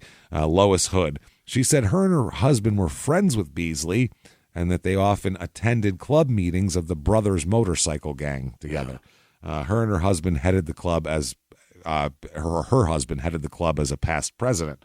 Okay. About a year after Beasley got out of prison in Texas, then that sister divorced him. Right. So a love after lockup that didn't work at all. Right, fell apart. I really wish love after lockup would have followed that around. That's awesome. Well, he's trying to put together watch raffle scams. So anyway, Rich and Brogan, how the fuck did they end up together? How do you do it? Well, Rich knew Mike from the world of bikers in Akron and knew Yvette because he hangs around drug houses and crack houses and where people are prostitutes or plying their trades. So that's how he would meet her. And then that's how he met Brogan, was through them. And I guess strangers would think that Brogan was a mute, because he was a big kid and he didn't talk much. So they're thinking he must be like a big mute. There must be something wrong with him. They're like knocking on his forehead. You in there? How about that? You in there, dummy? Yeah. So it's real weird. But he's not. He's not a mute and he's not dumb. He's just quiet. He's just quiet and huge. Nobody would ever mistake me for that. So, yeah, it's real weird. Now, they're saying that basically this reporter's like, I'm not sure what the con was exactly. Why? Yeah, how did he get him in? Because he doesn't really use Brogan for any criminal activity till he's older, till he's in his teens. So it does, that's a real long con to be like, really growing it. I'm going to hang out with this kid every day, so he'll do my bidding in 5 years. Is a real weird way to do this shit. Or did he measure his feet and hands and was like, he's going to be big? Well, he was big. He was bigger than him. You could tell he was going to be big. But they said that Rich seemed to genuinely enjoy hanging out with Brogan. And they'd go around Akron. They would visiting historic graveyards. He reminded like all him of 10-year-olds want to do. Or he wanted to be that, what Maybe. he was. That's gotta be, it's gotta be something. But to me, it seems like I'm going to put this in my pocket for later. Yeah. You know what I mean? Yeah. Like if you picked up a penny and were like, I might need this. It was on heads. You know what I'm saying? Like that's what it feels like. And, he said that basically, his dad's a hard ass and this guy's not. Yeah. So maybe that's what it is. Yvette describes Brogan's feelings this way. This is mom. Yeah. Brogan was ashamed of me, but he loved me. Yeah, you're his mom, and he also doesn't want his mom to be a crackhead that doesn't fucking pay attention to him. He's forced to do both of those things. Yep, that's it. And they said that she thinks that Rich knew that Brogan's skill set might be, like he might know how to activate a skill set in Brogan that could help him later on, apparently. Now, summer of 2011. This is when this is Brogan 16, and this is where we're going to catch up with everybody now. So Rich sits Brogan down to have a chit chat with him. Here we go. He goes, listen, there's going to be a warrant out for my arrest. Okay? This is coming. Sure. Now, he says, if they catch me, they're going to put me away for a long time for a crime I didn't commit. It's a bad one. I didn't do it. They're going to put me away for a long time, though. This is a whole scam with the halfway house where he was pimping and all this. He was pimping these women out of the halfway house, and he's a terrible man. He made a brothel at a halfway house. Yep. And he even had like a crack regimen for these women. Really? It's fucking crazy. The guy's a monster. He's a fucking monster. Like swallow the pill. Shit? Yeah, like every morning. Well, no, because they were crackheads. So he had like a to wean them off for the week, and then they'd have like a week thing where they'd have 3 crack rocks one day and 2 crack rocks the next day. Oh my God. Or for 2 crack rocks for 2 days, and then 1 crack rock after that to wean them. Okay. So. He said, listen, I gotta go on the run here because they're going to put me away for something I didn't do. This is ridiculous. So Brogan was like, what the fuck? I can't lose my mentor. This is crazy, And, and they said, he said these goddamn cops, and Brogan was like, yeah, I know these goddamn cops. They fuck with my mother all the time. Yeah. Meanwhile, she's a crackhead and a prostitute, so she probably needs them. Probably something. Yeah. So Brogan said when he had told me this story about how they were going to put him in jail over some stuff he didn't do, I was angry. And it didn't seem right. Livid. Like, lit up bullshit. About it. Yeah. So he's like, you want to help me, right? Of course, Rich is saying, and Brogan's like, of course. So there's a warrant that had been out for his arrest, which was for running a prostitution ring. Of 20 women. Golly. Not 2 women, not a woman. A whole stable. That is like 4 stables. That's so busy. So many. Dude, like, I've read Iceberg Slim's book, and like the best pimp in the city back then had like 7 women. You can't do 20. 20 and a guy, too. You never know. Running into, that's it. Sometimes people got a taste. And he did this out of his halfway house, which there's so many things wrong with that. Yeah. It's not even fucking funny here. A prostitution ring staffed by the women who he ministered to. Very nice. Great. So the women who, basically, he'd stand up for the women in court and say, well, I'm a counselor and I have this halfway house and I'll look after them. So basically these judges would let these women. They would feed his whole system. Yes, rather than putting them in jail, they put them in a halfway house, which in a good system, like I knew a lady who ran a halfway house. She was actually also a biker lady and all this shit, and but she was really nice and helped these people. And like she, to her own detriment, would give these people the blood from her veins. She would talk about it all the time, like, I have to go here to pick up food for these people to get them because there's a donation thing, and she would do all this shit on her own for free. Yeah. So very impressive. But this guy, not so much. He's just going to judges going, I'll take care of them. And then he's giving them crack and telling them which dicks to suck. Right. So, and then taking the money for it. Yeah, he'd visit the women in jail, talk to them on the phones from jail, and describe he likes that all this type of thing, and I'm going to take care of you and all that. And by most accounts, his favorite of these women was not even a woman, a 17-year-old. His bottom one when he's in his 50s, right? Named Savannah, who died of an overdose. Oh my God! On his watch in his place here. Hey everybody, just going to take a quick break from the show to tell you a little bit more about our stylish friends at Quince. That's right, let's go elevate your styles, people. Yeah. Get it going, look good out there, and you can do it now without breaking your wallet, without breaking the bank, because at Quince, you can get high-end, versatile pieces at prices we can all actually afford, which is very nice. You want to get good stuff that lasts and it's good, and they have quality stuff that's very affordable. And you can do like we did, upgrading our stuff here, well, still being a very reasonable price. Quince only works with factories that use safe, ethical, responsible manufacturing practices, along with premium fabrics and finishes. It's all quality stuff. You're going to love it. Trust us, it looks good. And I've got the leather jacket. It's a very high-quality item. Real nice, soft leather. Yeah. Jimmy's got his linen pants he's rocking. Yeah, they're terrific. Come on, be like us. Be fashionable. Get in there with Quince. Indulge in affordable luxury. Go to quince.com/smalltownmurder for free shipping on your order and 365-day returns. That's QUINCE.com/smalltownmurder to get free shipping and 365-day returns. Quince.com/smalltownmurder. Now back to the show.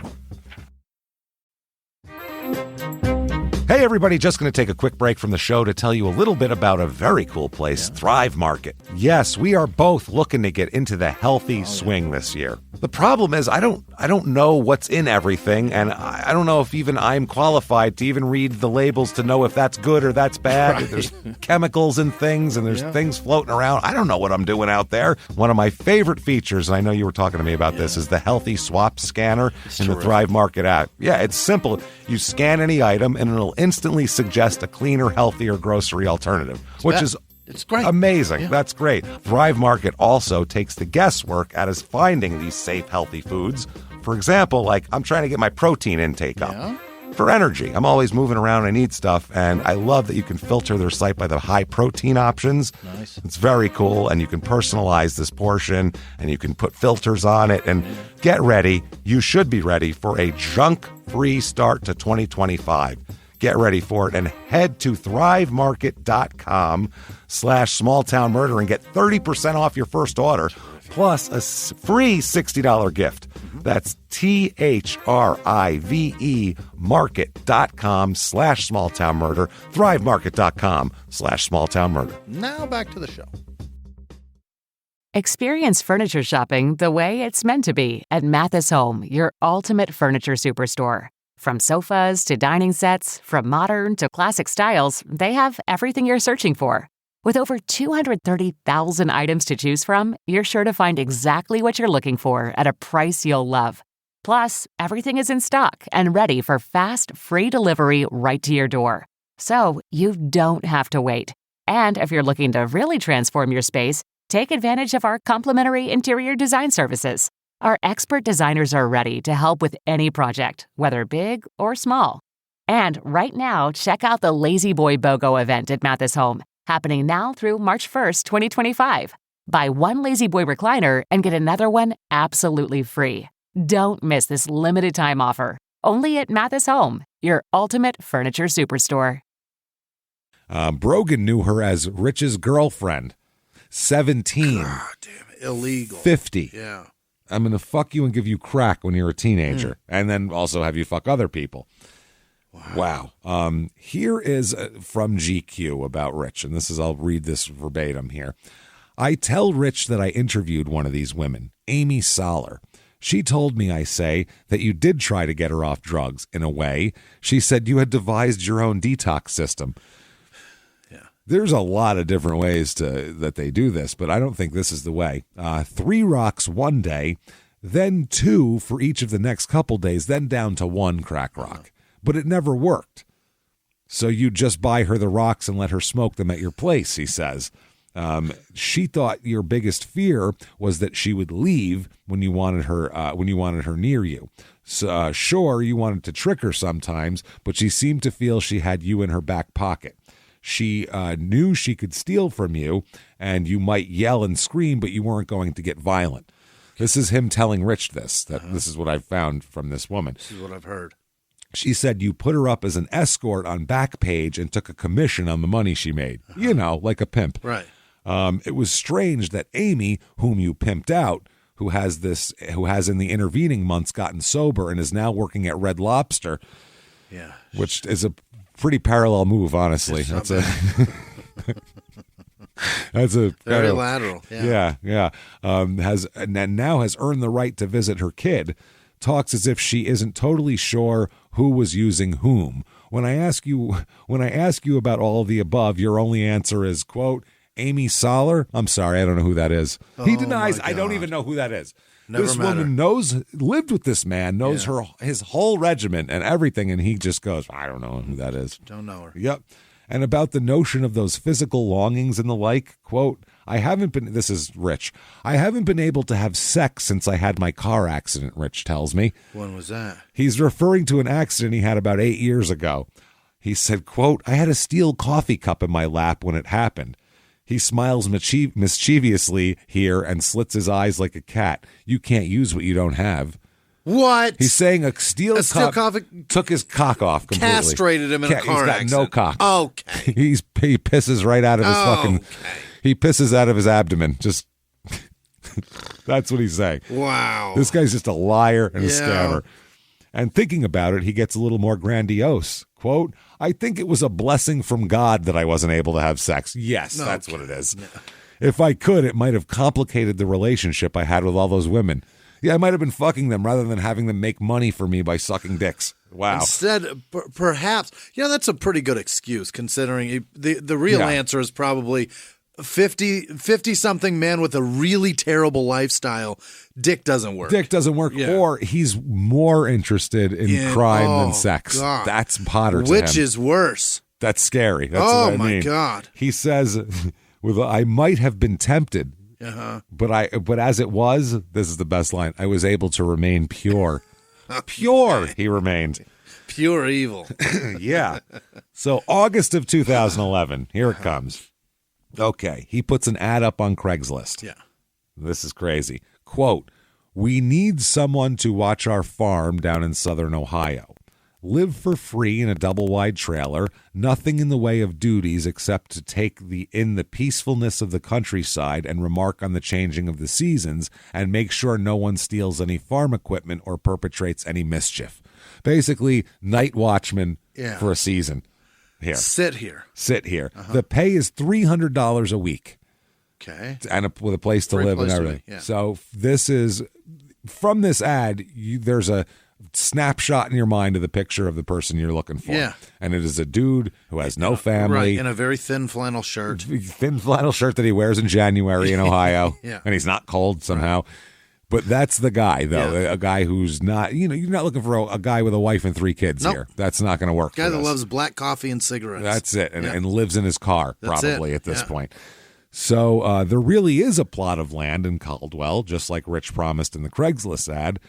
Problem is it technically belongs to a coal mining company. It's not even his. Not even his. Oh, they said it's in a beautiful corner of Ohio's Appalachia and all that kind of thing. There's a lot of, it's a lot of nature and shit like that, but it's a little interesting. Now, November 13th, 2011, Brogan, 16, wakes up early to help Rich run an errand. Yeah. And his errands have been going on for a while. We'll backtrack later. So Brogan has to pick up Rich at about 6 a.m., but he likes to get up early and drink his coffee. Brogan or Rich? Brogan. Yeah. He's 16, but he loves to get up at 5 a.m. and drink coffee like he's 68 years old. It is nice. Which is funny because you're 68 years old. Yeah. You're the oldest 43-year-old has ever lived. I sit on a sofa in the backyard with my feet up, freezing, just drinking coffee. I love it. I'm barely in bed by then, which is hilarious. So anyway, that's the point. Now, the plan is to pick a man up today named Timothy Kern, Kern. Where are we picking him up? He's 47 years old. Yep. He's going to be waiting for them in a strip mall parking lot with all of his earthly possessions. Yeah. Tim answered the ad on Craigslist. Just standing there out front of the CVS. That's it. Well, it's even worse, actually, when you find out where they were. Yeah. We'll get to all that. So he's almost 50, as we said, 47, recently unemployed. He's been working nights cleaning Speedway parking lots with those big street sweeper Zamboni Speedway, things. the fucking gas station. Oh, my God. With the big Zamboni street sweeper. Yeah, and it's not his company. No. He worked for somebody else. Absolutely. And I know a guy who used to do that, and his life was not going well at that moment. It's tough. It's a tough life. It's a tough day. It's a tough day. And you're doing that at 2 a.m. Yeah. And one time, I don't know why he told me this, but He was like, "Oh man, I was sitting in the street sweeper." He goes, and I saw this chick coming. She was leaf blowing, and I saw long blonde hair. I was like, "Man, she's hot."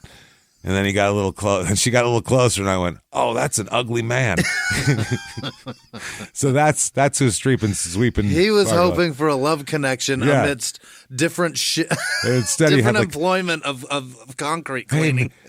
Maybe all us parking lot night workers can get together. Turns out he had like a scraggly goatee and everything, and he just didn't have good eyesight. So he was the Speedway parking lot cleaners downsized, and he got laid off. Ouch! So I mean, you're getting squeezed out of that. He basically has a history of being a bit of a loafer, bit of a stoner back in the day, kind of a burnout, likes classic rock and that sort of shit. I see him already. You know the guy. Yeah. He's divorced, has 3 boys. Yeah. Yep. The cab of that fucking street sweeper was so loud. It was loud, yeah. Deep Purple, just like... That's the soundtrack here. Definitely Smoke on the Water is the whole theme of this show. Holy fucking shit. Unbelievable. Now, his ex-wife, Tina, at the time was a cocktail waitress at the Winking Lizard Tavern, which that's a penis, right? That's what they're saying? Yeah. Okay, that's what I thought. Winking lizard? The winking lizard. That's a penis. I don't know what else that is. Mid-shot penis. Yeah. Unless you're in the Southwest, that's penis. Unless there's like a gecko theme. I don't know. That's a penis. That is in between ropes penis. That's what that is. Now, this lady said she still loves Tim, but couldn't stand being married to him. Yeah. No, she said it was like having another kid. He's a mess. He's not responsible. She said in the most recent photographs, basically, they said, he still looks a little bit boyish, but he needs to get his shit together. All right. So Brogan pulls up in front of Rich's house, and Brogan's driving his Buick. He parks there. Right. Rich comes out across the front lawn and sits in the front seat, and they're going to pull off. They do this all the time. This is his ride. Yeah. So now the day before, Brogan was tasked with going out behind the Rolling Acres Mall, which is an abandoned mall at the time, except for a J.C. Penney's that's in the process of closing. God damn. So it's a very depressing suburban mall here. And there is a bunch of woods out back behind there. No one's going to this mall. So this is a good place.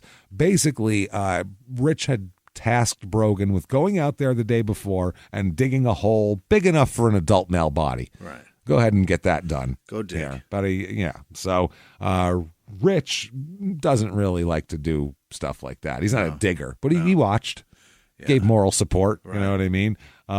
So basically, Brogan, trying not to think about what's going on this morning, we'll go back in time, back to August of 2011. That's November. Tim Kern, they're going to pick Tim Kern up. There's a hole dug. Oh, boy. Okay, so that's in the mind. Now, back in time to August.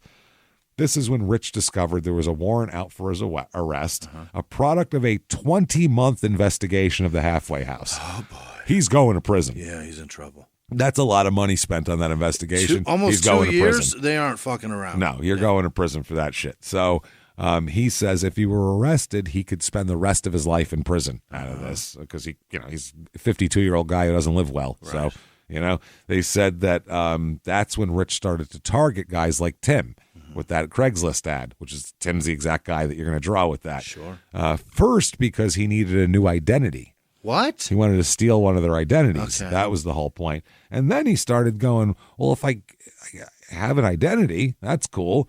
I could just start getting guys to come out here and start stealing their shit. All of them. And selling it, and I could just make money that way. So if I just keep getting people in and getting rid of them and taking all their shit, I can just make a living off of that. And that's a sustainable future. If I get fucked up, get caught up in something, they're looking for Tim Kern, I got another identity. That's it. More identities. Yeah.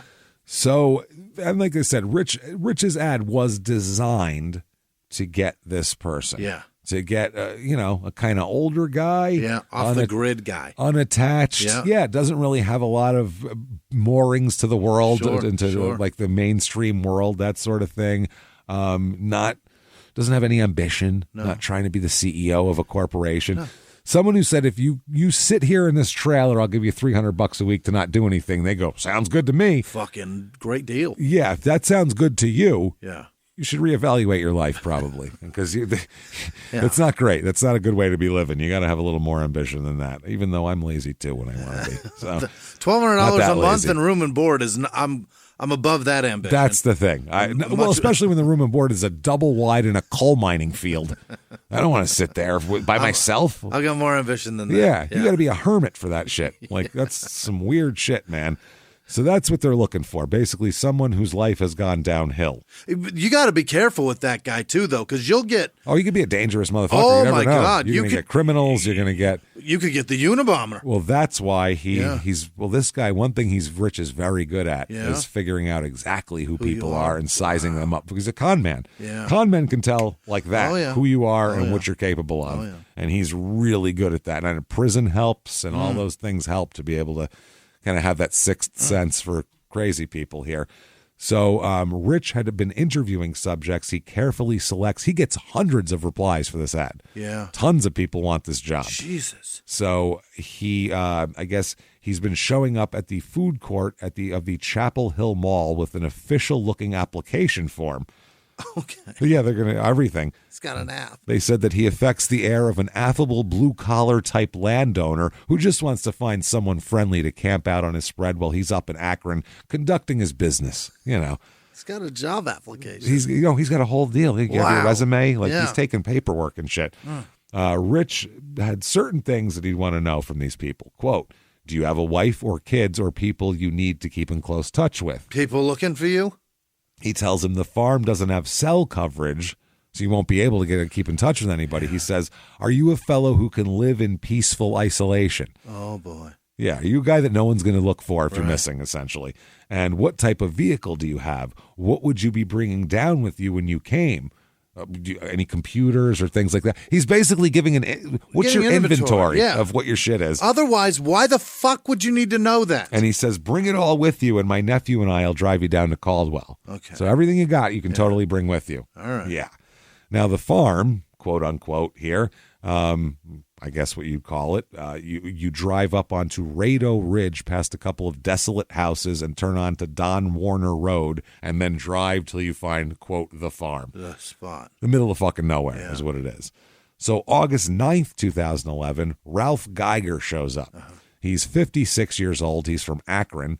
This guy had kind of a sad story, too. He's currently homeless at the time, but he was the owner of a very successful construction company, and it all fell apart. Oh, my heart. Yeah. And in 2007 and 2008, if you owned a construction company and you pretty well over. Well, if you overextended yourself. If you owed too many people too much money, you're fucked. If you got too giddy about the housing boom and didn't hedge your bets, you're fucked at that point. So homeless. Lost everything. Yes. It's wow. Fucking crazy. On August 3rd, 2011, we'll get into that. But anyway, this Ralph Geiger here, he ends up, they talk to him. They talked to him for a while. They got all his information ahead of time. And then August 9th is when they picked him up. Okay. Basically what they did is they took him out into the woods. This is by the mall again, took him out there. And, this becomes a thing. What Rich does is, too, he'll walk ahead so the guy, nobody feels uncomfortable. You don't want a stranger behind you. Yeah.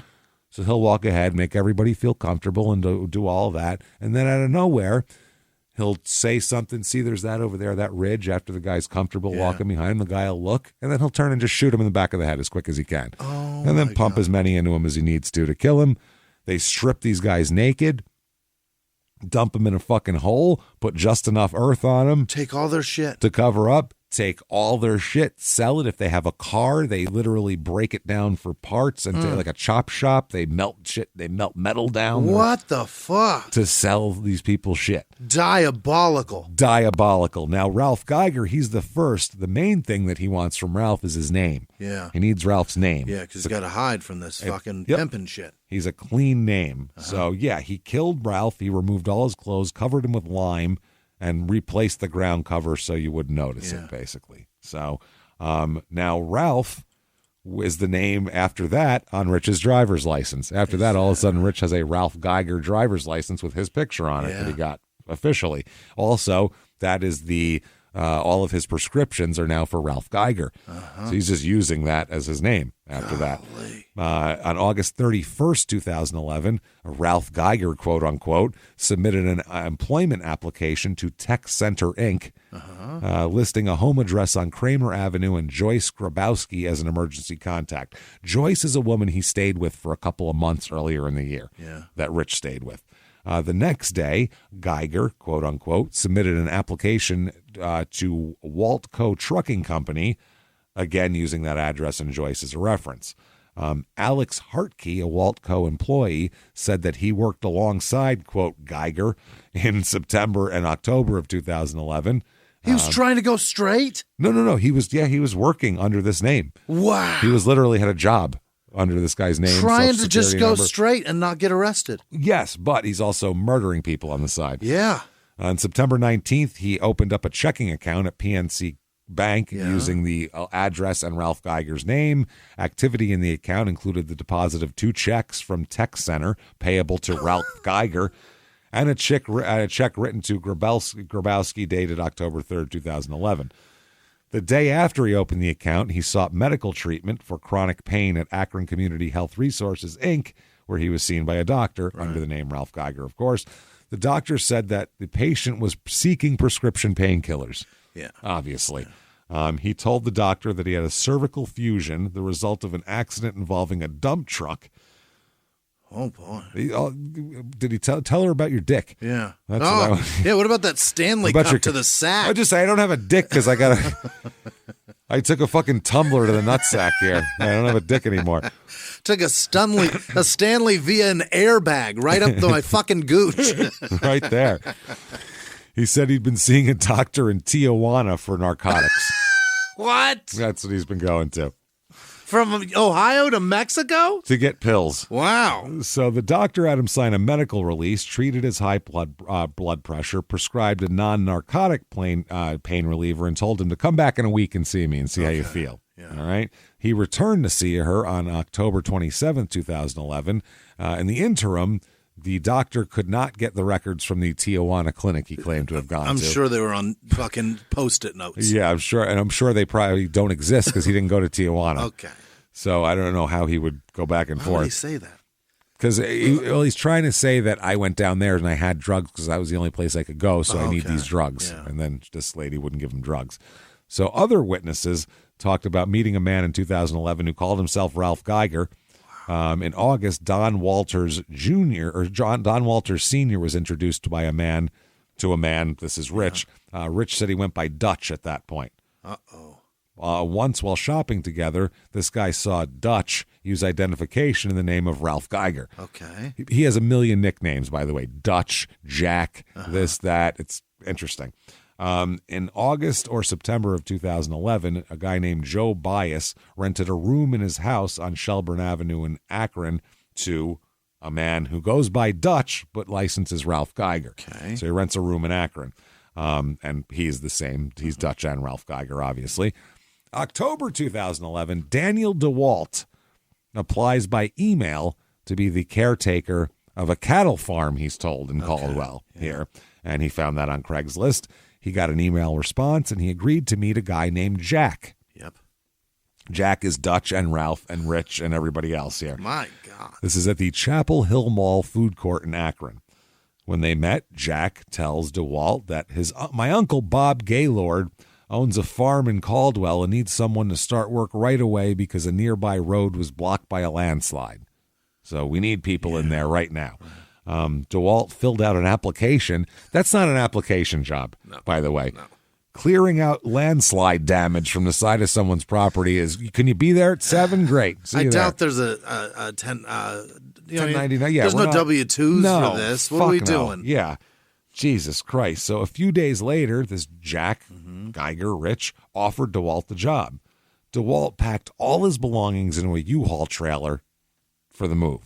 He needed a U-Haul for this. He's got enough shit. Yeah, that's an apartment at least full of shit. But DeWalt told Jack that he was bringing his pistol. Okay. I got my gun with me. Yeah. Jack initially said that was okay, but then changed his mind and told him, quote, I'm the only one here with a gun.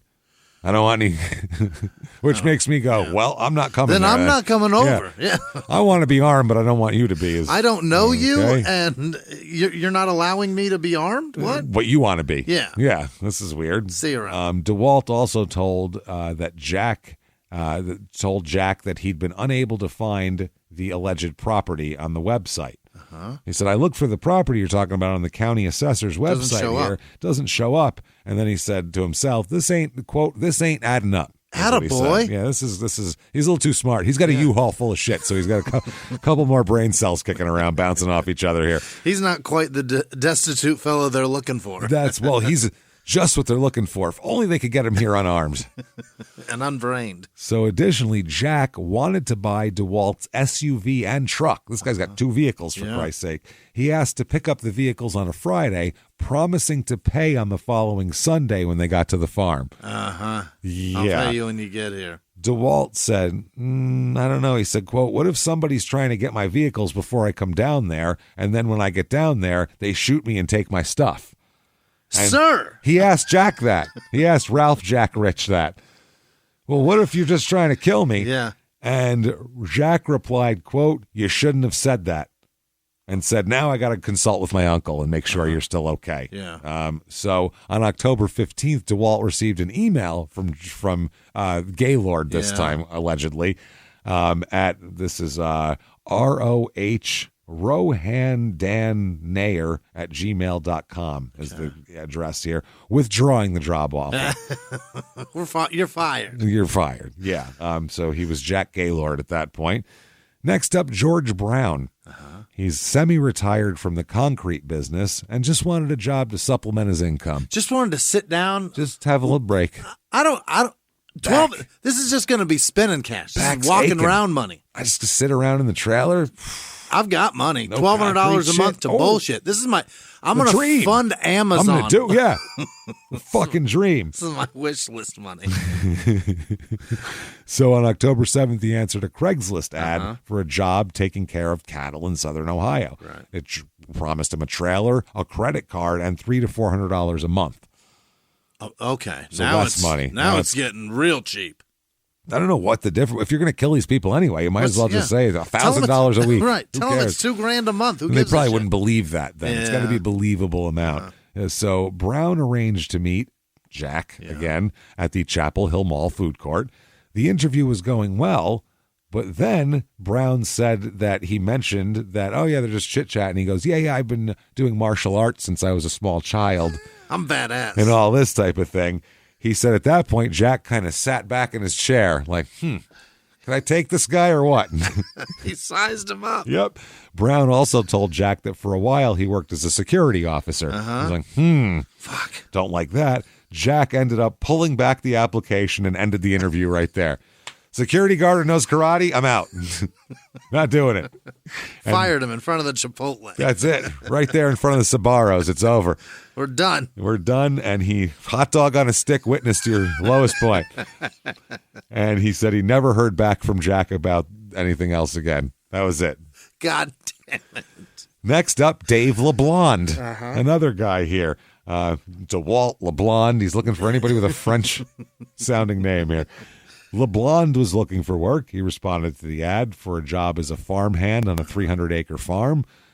He said a guy identifying himself as Richard Bogner, Bogner, Bogner, whatever the hell, Bogner, interviewed him at the Chapel Hill Mall. Again, same thing. Yeah.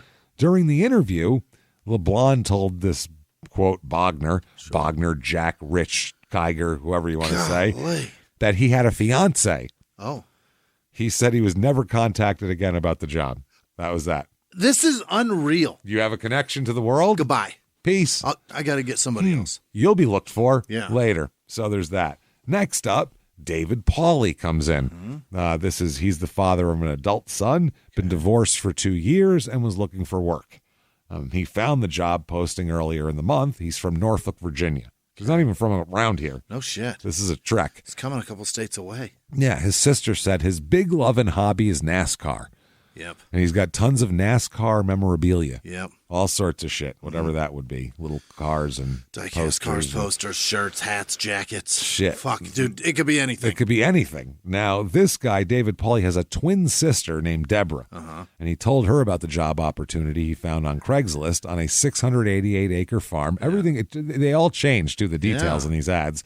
Taking care of cattle for $300 a week. He'd be provided a trailer to live and could bring all his belongings with him. Plenty of room for it. Sometime thereafter, he told his sister that he'd been hired and would be leaving Norfolk for Ohio on October 27th. Right. He traveled to Ohio in his blue pickup truck, pulling a U-Haul trailer containing all of his worldly possessions. Everything. Yeah.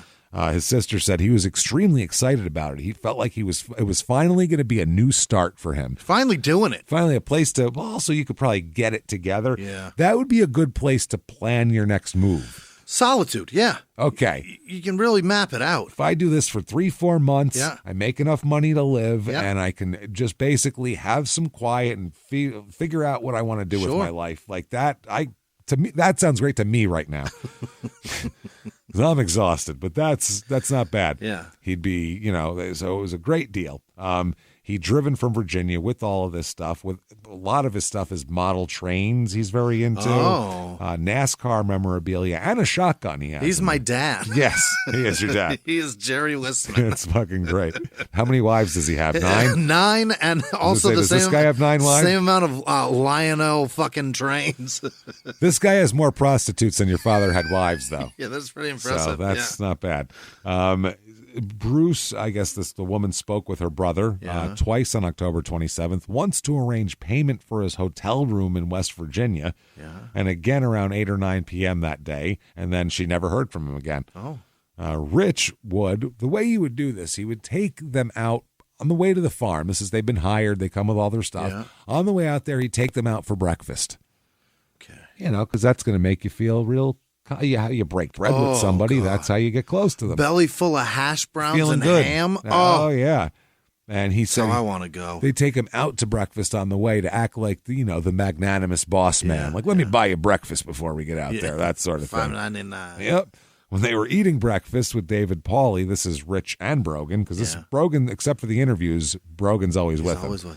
Yeah, because he'll go to take him to the farm.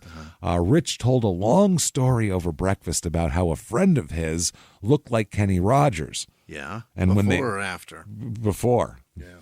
Before all the surgery. Jesus, he looks so bad. He looks tight.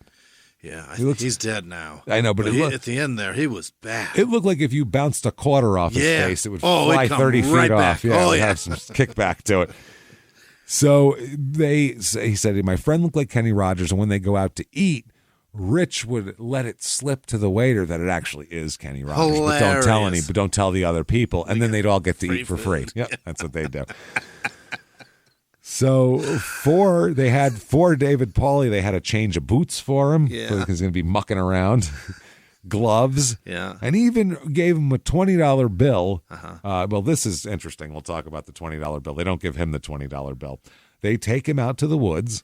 Same thing, showing him around the woods. Right. And when they do that, same thing. Look over there. Oh yeah, what's that? Pow! They shoot David Pauly. Shoot him down, basically. And what they did is they put a $20 bill with a little rock over it next to the hole they dug and buried him in, so they would know if anybody came across it, which is actually very smart. Pretty good. Yes, that's very smart, because someone's going to pick that 20 up if they're there. Absolutely. So if nobody picks the 20 up, it hasn't Nobody's been here. That's a very interesting. Not bad. Very, very interesting thing here. So they murder him. They steal some of his possessions and store them in their friend's garage, as we'll talk about. Beasley told his friend that he had bid on a storage unit like the TV show Storage Wars. Really? So I bid on a unit and I got it. So at 1:09 p.m. on October 23rd, Beasley called Walters, his friend, and tells Walters that he got this unit, and it came with a truck and a U-Haul full of things. That was in the truck. That was in the unit. A truck fitting that tiny little unit. And a U-Haul trailer. Real deep. Real deep. Why would you want a U-Haul trailer in there when the storage unit is a fucking U-Haul trailer, a non-stationary trailer? That's what that is. You don't put a trailer in a trailer. The door was like the door to Willy Wonka's chocolate factory. You just expanded. And then inside the U-Haul, there was a tinier storage facility. You walked into there, there's an even tinier one. Just kept getting smaller and smaller. Unbelievable. So, yeah, he said he needs a place to store these items till he could sell them.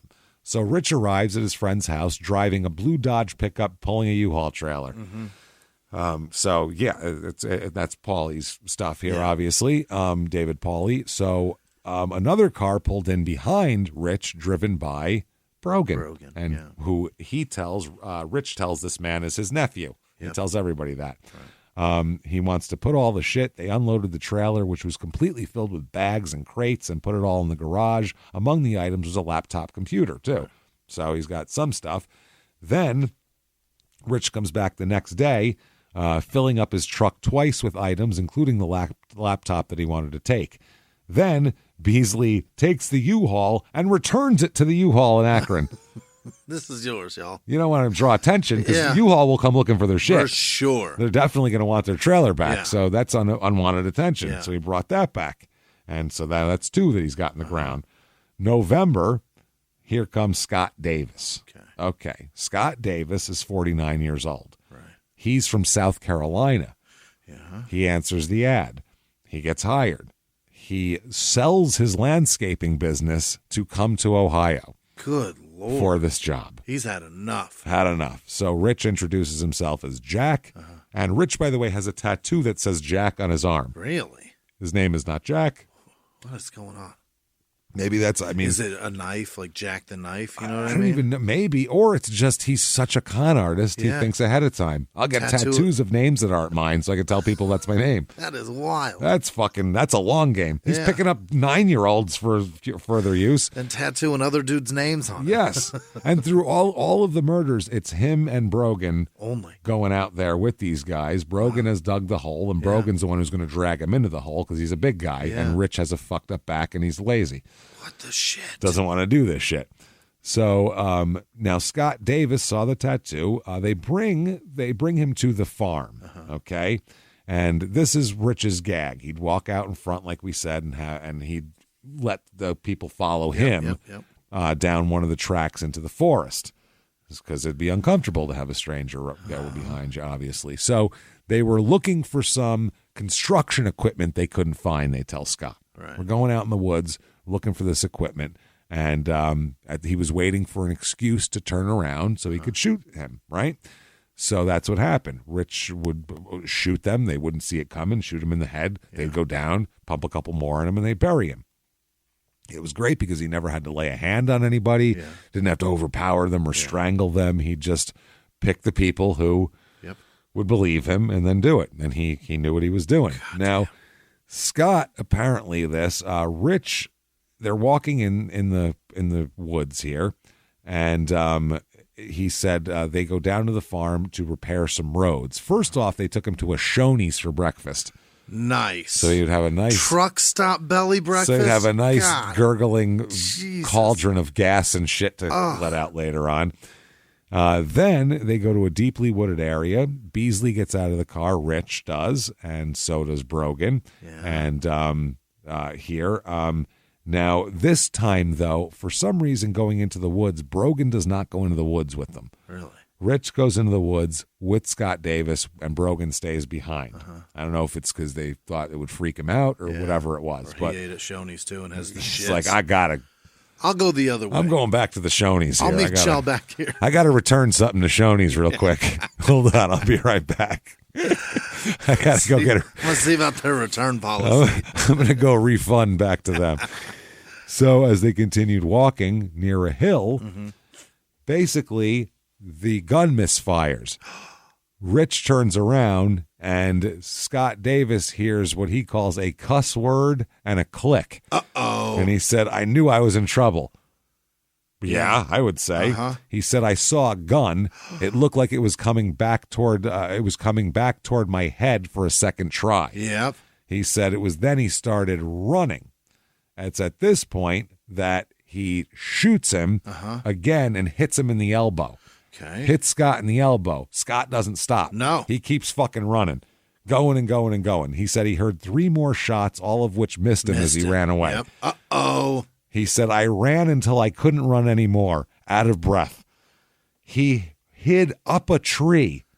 He climbed like a bear. Climbed a tree and hid there for 7 hours. Oh, my God. Till he thought they were gone. Yeah. Because he figured he would be out there. The gunshot to the elbow. With a gunshot to the elbow. He waited till after dark. Wow. Because this is like 7 o'clock at night he waited till he figured they would leave in the dark. Yeah. And he assumes that they think that he probably kept running rather than went up a tree and he's still there. But he went up a tree because he had no more breath. Right. Basically. So that's fucking crazy. He said that, when he spun around, he got shot in the elbow, was running as fast as he could. He said he was tripping and falling in the sticks and the mud and the trees. Oh, my God. Running through the woods what frantically. A fucking day.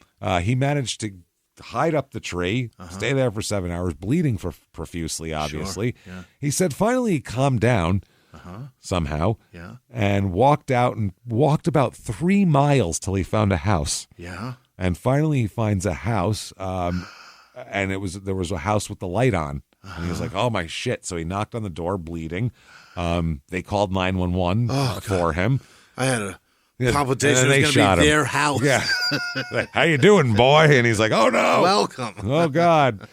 So, he said that he was rambling, telling them. He told the people in the house that he applied for a fencing job and that these people were going to rob him. And this guy, said he had all of the documentation. He has all the emails from this guy. He sent it to me. He goes, I got everything on the dashboard of my truck. He said, I knew I was in trouble when I heard this click and he shot at me. He said one was 52 or 51 years old, dark and gray hair. The younger guy was 17 years old, very tall, about 6'5". Yeah. He said one of the men looked like he had recently shaved a beard, but he said they didn't know what he was. He was just rambling. Yeah. They were like, holy shit. The sheriff got there. He tells the sheriff this whole story again. I got shot. This is what happened. The Sheriff Hannum, goes, nah, I don't believe you. What? Doesn't believe a word he's saying.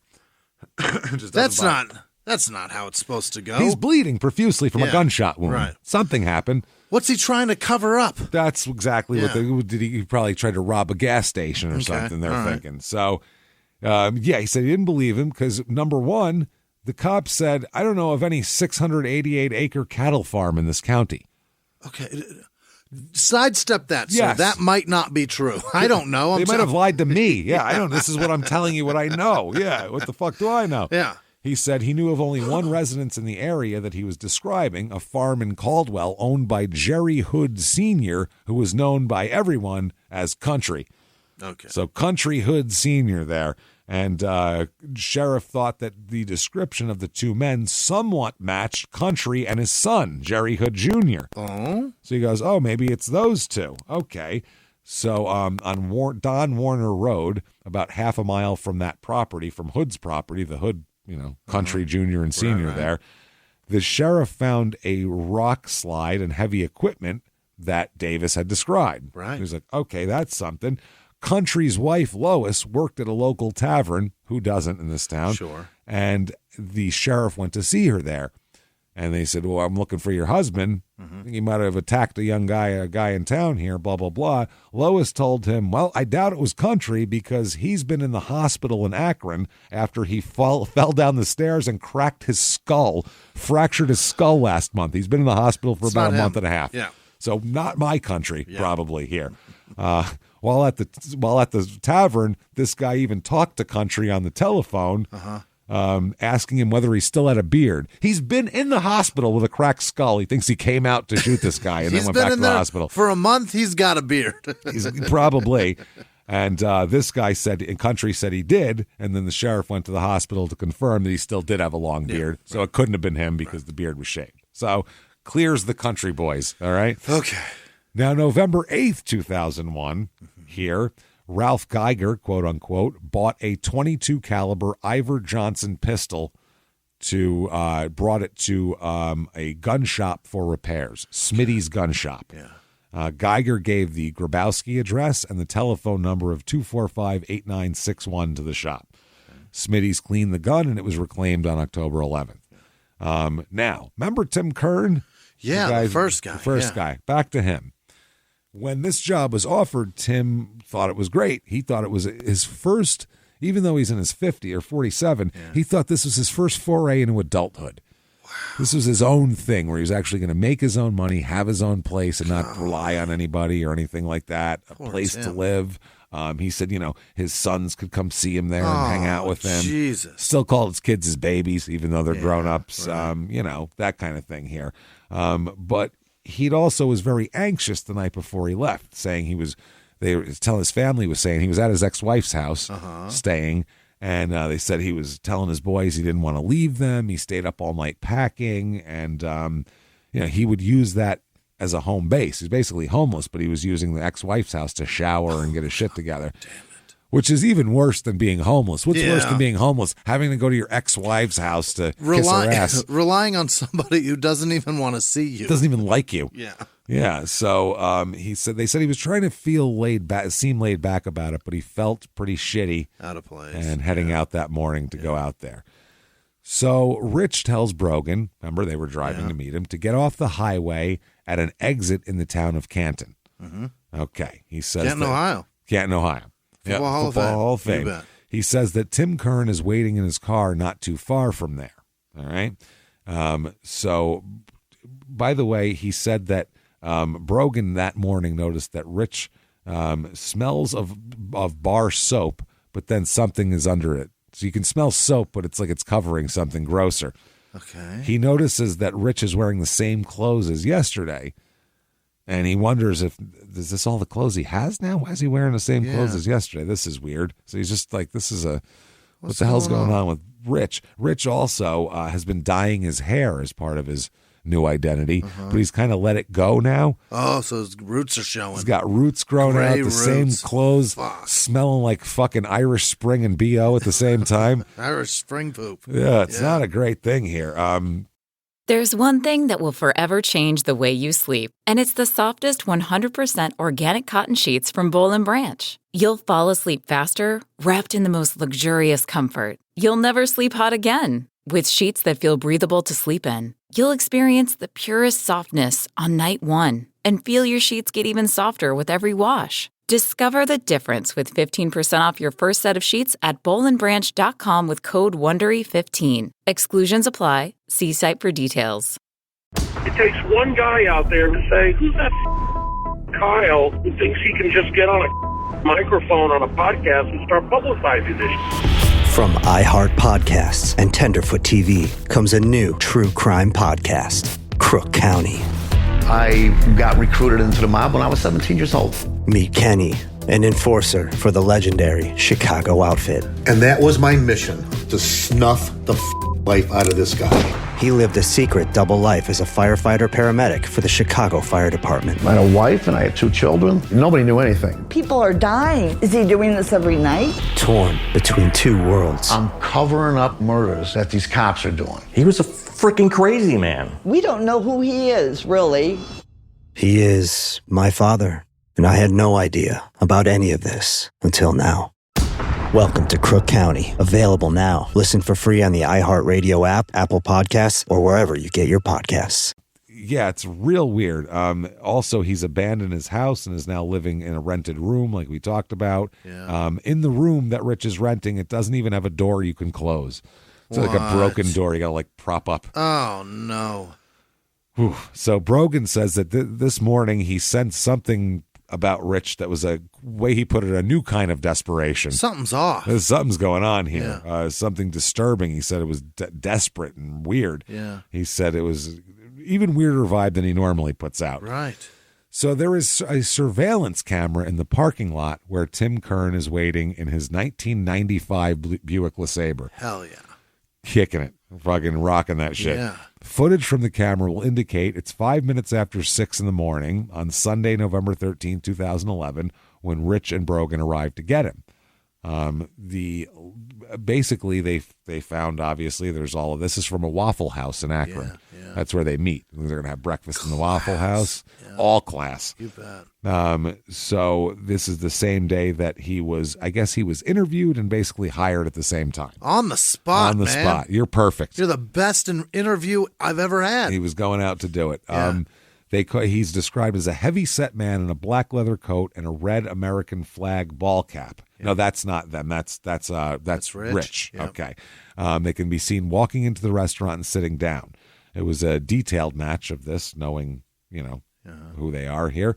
Later in the same video, a second man walks into the Waffle House and sat down. And this man was wearing light khaki slacks, a red jacket, and an Indians baseball cap. Cleveland. You bet. Brogan here says he hangs back while Rich does the talking. Because otherwise he just sits there looking intimidating and making people uncomfortable. Yeah. So he sat down. They sat down in the same booth at the Waffle House. And he says that Rich always gets real jocular and street preachy. Yeah. This is his way of bullshitting people. Yeah. This is his initial bullshit, overwhelm you with my charm bullshit. And he says that Tim kind of, breaks to that and lets him kind of do his thing. And everybody says that's what Tim does. He's not going to dominate a conversation. Okay. He's not that kind of guy. Brogan thinks that Tim seems like a nice guy. Likes him. Seems like a real kind of kind man, he Yeah. says. So, he says he's got a baseball cap on that he says he can't seem to keep straight. It's like, won't stay on him for some reason. But he's wondering, he goes, what the fuck is going on? Brogan's like, okay, Rich is wearing the same clothes. He's stinking. His hair's fucked up. Yeah. His room's fucked up. And the other guys had multiple cars and laptops and U-Hauls full of shit. This guy has a fucking 15-year-old Buick that barely runs. Right. Because the guy was saying it broke down a couple times on the way here. On his way there? It barely runs, and all of his worldly possessions fit in the fucking Buick. Yeah. So what are we doing with this guy? This is, What's the advantage here? Right. We're not making any money off this guy. What's happening right now? It doesn't make any fucking sense. He goes, you can't even drive the car on the highway because the guy said it doesn't go over this much or it'll break down. Okay. So it's real fucking weird. So they're going to take Brogan's car out to the farm, quote unquote. Yeah. He says Tim's living in his car. All he has are garbage bags filled with clothes and like pictures of his family and what's described as a soiled ream of personal documents of the type you see the itinerant clutching outside government offices. Oh, my. Here's my paperwork. He's that guy. Yeah. You're almost doing this guy a favor, for Christ's right? sake. Poor Tim. Tim's having a rough go of it. It's not going great. There's no reason to. No, you nothing can't worth hurt this guy. It's not worth it. No. Even if you're evil, you go, not worth it. No, you're not winning. You're not worth killing. Right. You got nothing for me. I can't take anything from you. Yeah. So before they get into the car, Rich tells Tim which of the things he'll need down on the farm and which he could come back and pick up later. Yeah. He goes, we'll drive you out there since your car doesn't drive well. So here's the shit you need and leave everything else here. So, whatever. A toolbox, a believable amount of clothes, so Tim will think he's actually going somewhere. Yeah. He's going on a real trip here, and a TV. Oh. Now, Brogan puts the TV into his trunk, which is very heavy because it's not even a flat screen TV. It's 2011. He's got a Toshiba. And he goes, why does Rich want this fucking CRT TV? Right, why would he want this right now? He doesn't understand what we're fucking doing here. Yeah. He's like, this is weird. He said, well, he obviously didn't do too good of a vetting process on this guy to find out if he fucking had anything. This just doesn't make goddamn sense. So Rich asks Tim how much cash he has on him to get by down on the farm. Oh, my God. None of this raises any red flags Nothing? for Tim's. Not for Tim, no. Tim. Tim says, they said he'd get all sheepish, and he said $5. That's what he has to his name. He came into town with a fucked up car, $5 to his name. All of his shit in garbage bags and $5 to his name. He is my God. just as low as it gets. He's at his lowest point, and he's thinking this is the thing that can help bounce him back. Bring me back, yeah. And this is fucked up. So while it's still dark outside, the three of them drive out out of the parking lot and into the morning. Yeah. It's supposed to be about an hour and a half drive to Caldwell. Right. Now, Rich and Brogan are up front. Tim's in the back. That's how this goes. Now, Rich keeps the chit-chat up, and he's a good bullshitter. Yeah. He's a real good Small bullshitter. talk champion of the world. He really is. Yeah. And Brogan would say, wow, it was so weird, the things he would talk about there with the people. He'd always just have these conversations here. And Tim seems real affable and real, this is fine. Yeah. They said, oh, you know what? Before we go up to the farm, stop. Hold on, Brogan. Pull over here. We need a quick detour. Tim, you don't mind, right? Quick detour. Tim said, I don't give a shit. I'm on the clock. Whatever. I got $5, guys. Yeah. At this point, I'm on the clock. You're paying me. Yeah. So whatever you want to do.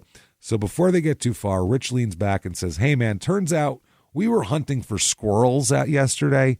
Yeah. Turns out we were hunting for squirrels. Turns out we were. Yeah. That doesn't make sense. Right.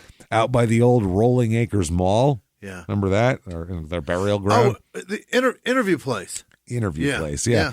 He goes, we were, no, that's the interview place is at Chapel Hill Mall. Chapel Hill This Mall. is where they kill people and bury them because it's an abandoned mall.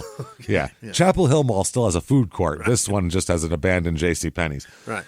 So he said, we were shooting squirrels the other day, and you know what? I lost my watch out there. And he goes, it's just sentimental value to me. You know what I mean? A woman gave it to me that I'm, still close with. And it's like I remember her by it, and I really want to go get my watch. So now that there's three of us, we could probably find it easier. Would you mind helping us find this watch out in the woods? So now I'm a watch inspector? And Tim's like, I'm on the clock, right? Whatever, man. Fuck it. Watching farms, looking for watches, same thing. Whatever. So he said, do you mind if we go over to the woods and look for it real quick before we head down to the farm? And Tim goes, I got $5 in a car that doesn't work. Yeah. My time is not very valuable here. So great. So, I mean, I don't know why you'd be hunting squirrels in Akron in the woods behind the mall, but whatever. Right. It's fine. He said they seemed friendly enough here, and they pick you up, drive you to the farm, and now they have to look for a watch. It's funny that you wouldn't think, like, this seems weird, what's going on here. A watch? A watch? But see, that's what when you're in that position and you have nothing happening in your life. Do. It's not that it seems normal because my life is fucking bananas too. Yeah, I got a lot of crazy shit going on too. Not only that, what choice do you have? Yeah. No. Right. Take me back to my Buick that can't make it back to my house? Nah, take me to the farm. You guys go look for the watch. Yeah, fuck that. So there's really nothing more you could do here. And it's one of those things we've all been in, and the article talks about this too, but we've all been in those positions where you go, something's not right here. Yeah, this is weird. I should go. And you don't, though. We've all done that where we think something's wrong, but we go anyway. Yeah. We've all done it. We've all fucking had things happen to us or not happen to us, but whatever, we've all had that feeling. So on the way to the mall, Tim mentions from the back seat, he goes, wow, this is a nice Buick you got here, Brogan. This is great. Yeah. He's real excited about he's got like a fucking 6-year-old Buick, and he's like, man, this is great. Lap of luxury right here. So Rich has a plan for Tim's car, saying that he and Brogan will come back with some blow torches and scrap the car themselves for cash. Jesus. They're just going to break the fucking thing down to sell to blow torch a recycle center, basically. Wow. So Rich will take the cash and give Tim. This is what he's telling Tim. Yeah. We're going to come back. We'll break your car down since it doesn't work. Yeah. We'll sell it, and I'll give you a Ford F-150 for you to use. Okay. Because you're here. It's a more appropriate vehicle for the terrain on the farm anyway. Your car wouldn't have worked very well. So he said, what you can do is, he goes, I'll do you a favor. You can pay off. I'll sell it to you, and you can pay it off in installments that'll just come out of your wages. Sure. We'll take $50 a week out of your check when you get a new car. And Tim was like, fuck. You can't go to a fucking car dealer and get that deal. That's great. You just give me a car, and fuck, sounds awesome. So he was like, this sounds great. So Tim was excited about this. He thought it was wonderful, which again makes Tim more trusting. I don't know, just bent to his knee for how fucking grateful he is. Yeah. Yeah. A little description of the mall from the article on GQ. Yeah. Rolling Acres is Chernobyl-y. That's not good. In other words, abandoned with fucking foliage growing out of the concrete. Radiation zone. Yep. With its cheerful awnings inviting you to condemned movie theaters and the now removed names of big box stores silhouetted onto the brickwork of its entrances. Yeah. The mall was built in the 70s and expanded in the 80s. It's home to only a single JCPenney outlet store. Not even a JCPenney. Oh, God. A JCPenney, the shit we couldn't sell at JCPenney. It's too shitty. The returns to JCPenney are sold here. Jesus. And if you go back of there even, there's a dumpster, and that's Kohl's outlet store. They have one too. Just kidding. Kohl's just sucks. And the Amazon return center. Yeah.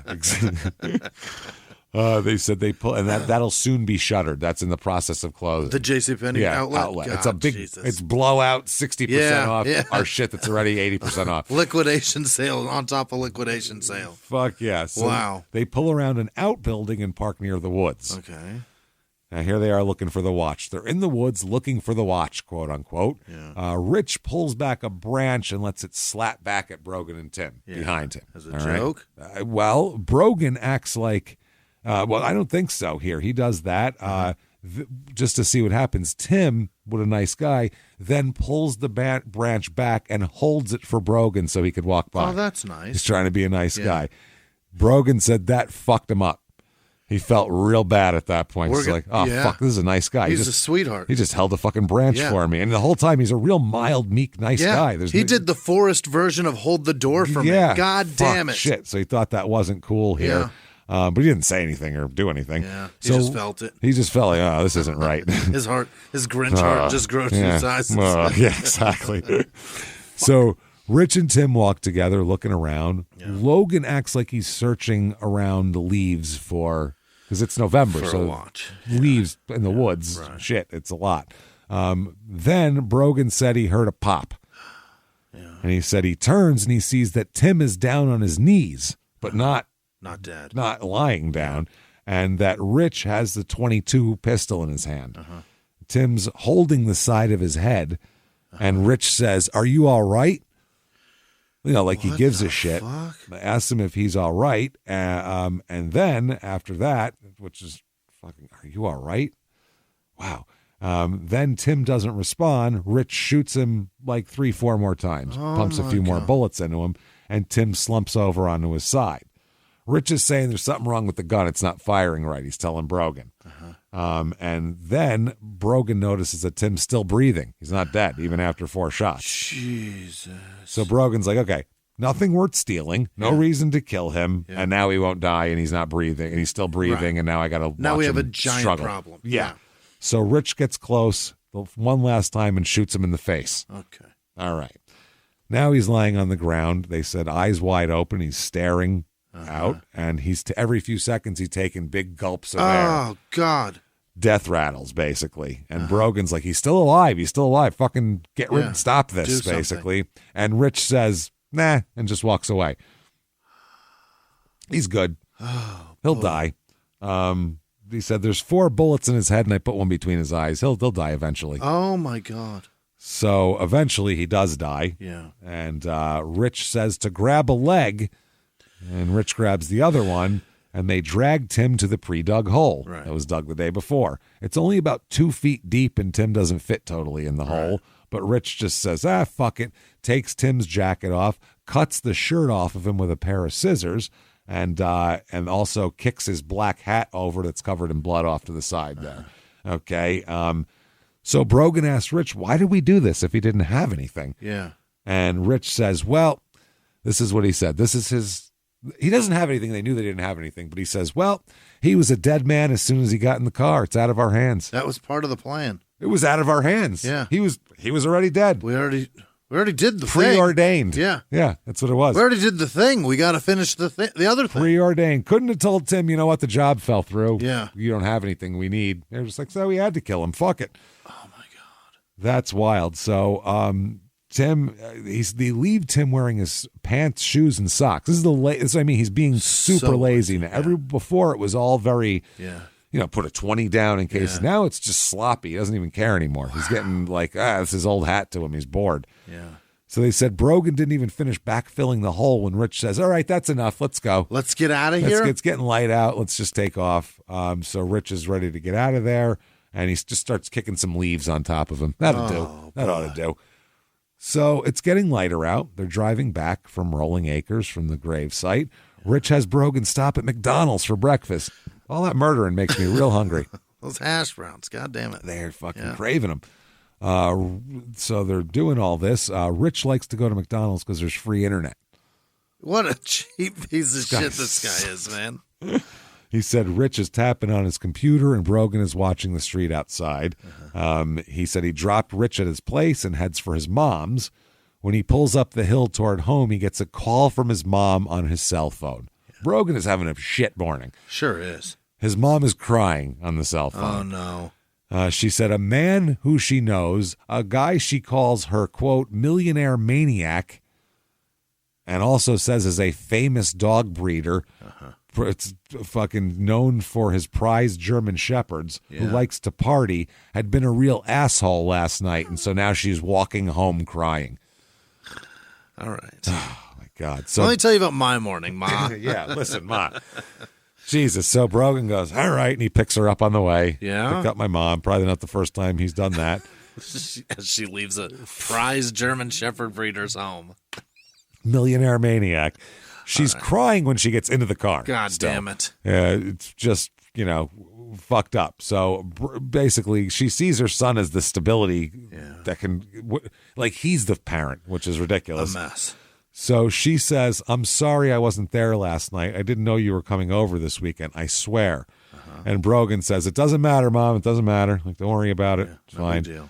So, by the way, remember Scott Davis? Yeah. Who got shot and ran away, hit up a tree, and the cops don't believe him? What's going on with him? Well, they didn't believe him. They didn't believe him about the job offer, the shooting, all that shit. So then the sheriff's office located Scott Davis's truck and trailer full of belongings that he had brought to Ohio.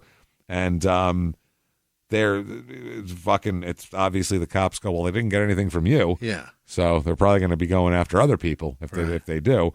So it's fucking interesting. Now, this is while they're killing Tim Kern, this is going on. The FBI is now involved and tracing the Craigslist ad back to Rich's IP address while they're killing Tim. And later to a camera at a Shoney's in Marietta, Ohio, that snapped a picture of Brogan and Rich as they walked to meet Scott Davis the day he was shot. Yeah. Now they believe him. Yeah. Once they find that. Further investigation corroborated even more. They found Davis's ball cap in the area where he claimed he was shot. And took off running. It took Lost his Cleveland Indians hat. There's that. So he said that there, and when the police went to look for it and found the hat, they also found a shallow, empty grave. That's Tim Kern's grave. That's his grave. They were there the day before. They took him out there. So he was going to be in it. Yeah, that was his grave. So they're, oh shit, and it ends up being Tim Kern's grave. Yeah.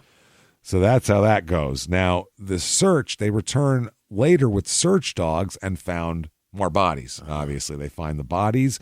FBI agents and local law enforcement returned to the scene. In an empty, hand-dug hole about 80 inches long and a couple feet deep was found approximately 175 feet from the road. An agent with the Bureau of Criminal Identification and Investigation, Stephen Burke, said that his first impression on seeing the hole was that it was a grave. Somebody was going in. You know what a person-sized hole looks like there. And it's about 100 feet from where Davis's hat was found. Oh, my God. So they were going to make it easy to drag him there. The next day, search dogs alerted investigators to an area of disturbed soil. Beneath that, they found David Pauly's body. On November 25th, roughly 80 feet from the open unused grave, they found another shallow grave containing Ralph Geiger's body. Yep. Now they're finding all these bodies. This is a burial ground. This is so bad. This is the JCPenney is going right now. Oh, boy. It's over. Well, actually, this might revitalize the mall. Might make people want to be there. People be like, oh, shit, I got to check this place out. So they do that 3 days after the Tim Kern incident. Yeah. Federal agents show up at Stowe High School and pull Brogan out of a class. Oh, my God, he's still in high school. Oh, yeah, he's 16. Wow. He still has the TV in the trunk, by the way. Oh, Jesus. Not great. And he and Rich didn't even scrap Tim's car yet. They got zero out of him. So they arrest Rich as well and execute a search warrant at the residence here. Among the items in Rich's bedroom was a collection of NASCAR trading cards. Oh, he's got the cards, too. An ammunition box that is like a family heirloom that the family knew he had. A green cooler containing a model train and books on trains, all of which had belonged to David Pauly. They also found mail there addressed to Ralph Geiger, including an envelope from PNC Bank dated September 30th, 2011, after Ralph Geiger's dead. Yep. They found a receipt for an emergency medical service provided to Ralph Geiger on February 25th, 2011. That's the real Ralph Geiger now. As they recovered, and they also recovered 4 prescription pill bottles with Geiger's name on them and 2 bottles with Baisley's name on them. So that's before that. The same day Brogan's arrested, by the way, they sent the SWAT team for Rich. Yeah. And busted the door down. There's a helicopter and everything. Well, move the door aside. Yeah, Well, it didn't take much to bust down. I was going to say they could have sent like, somebody's mother up there to knock the door down.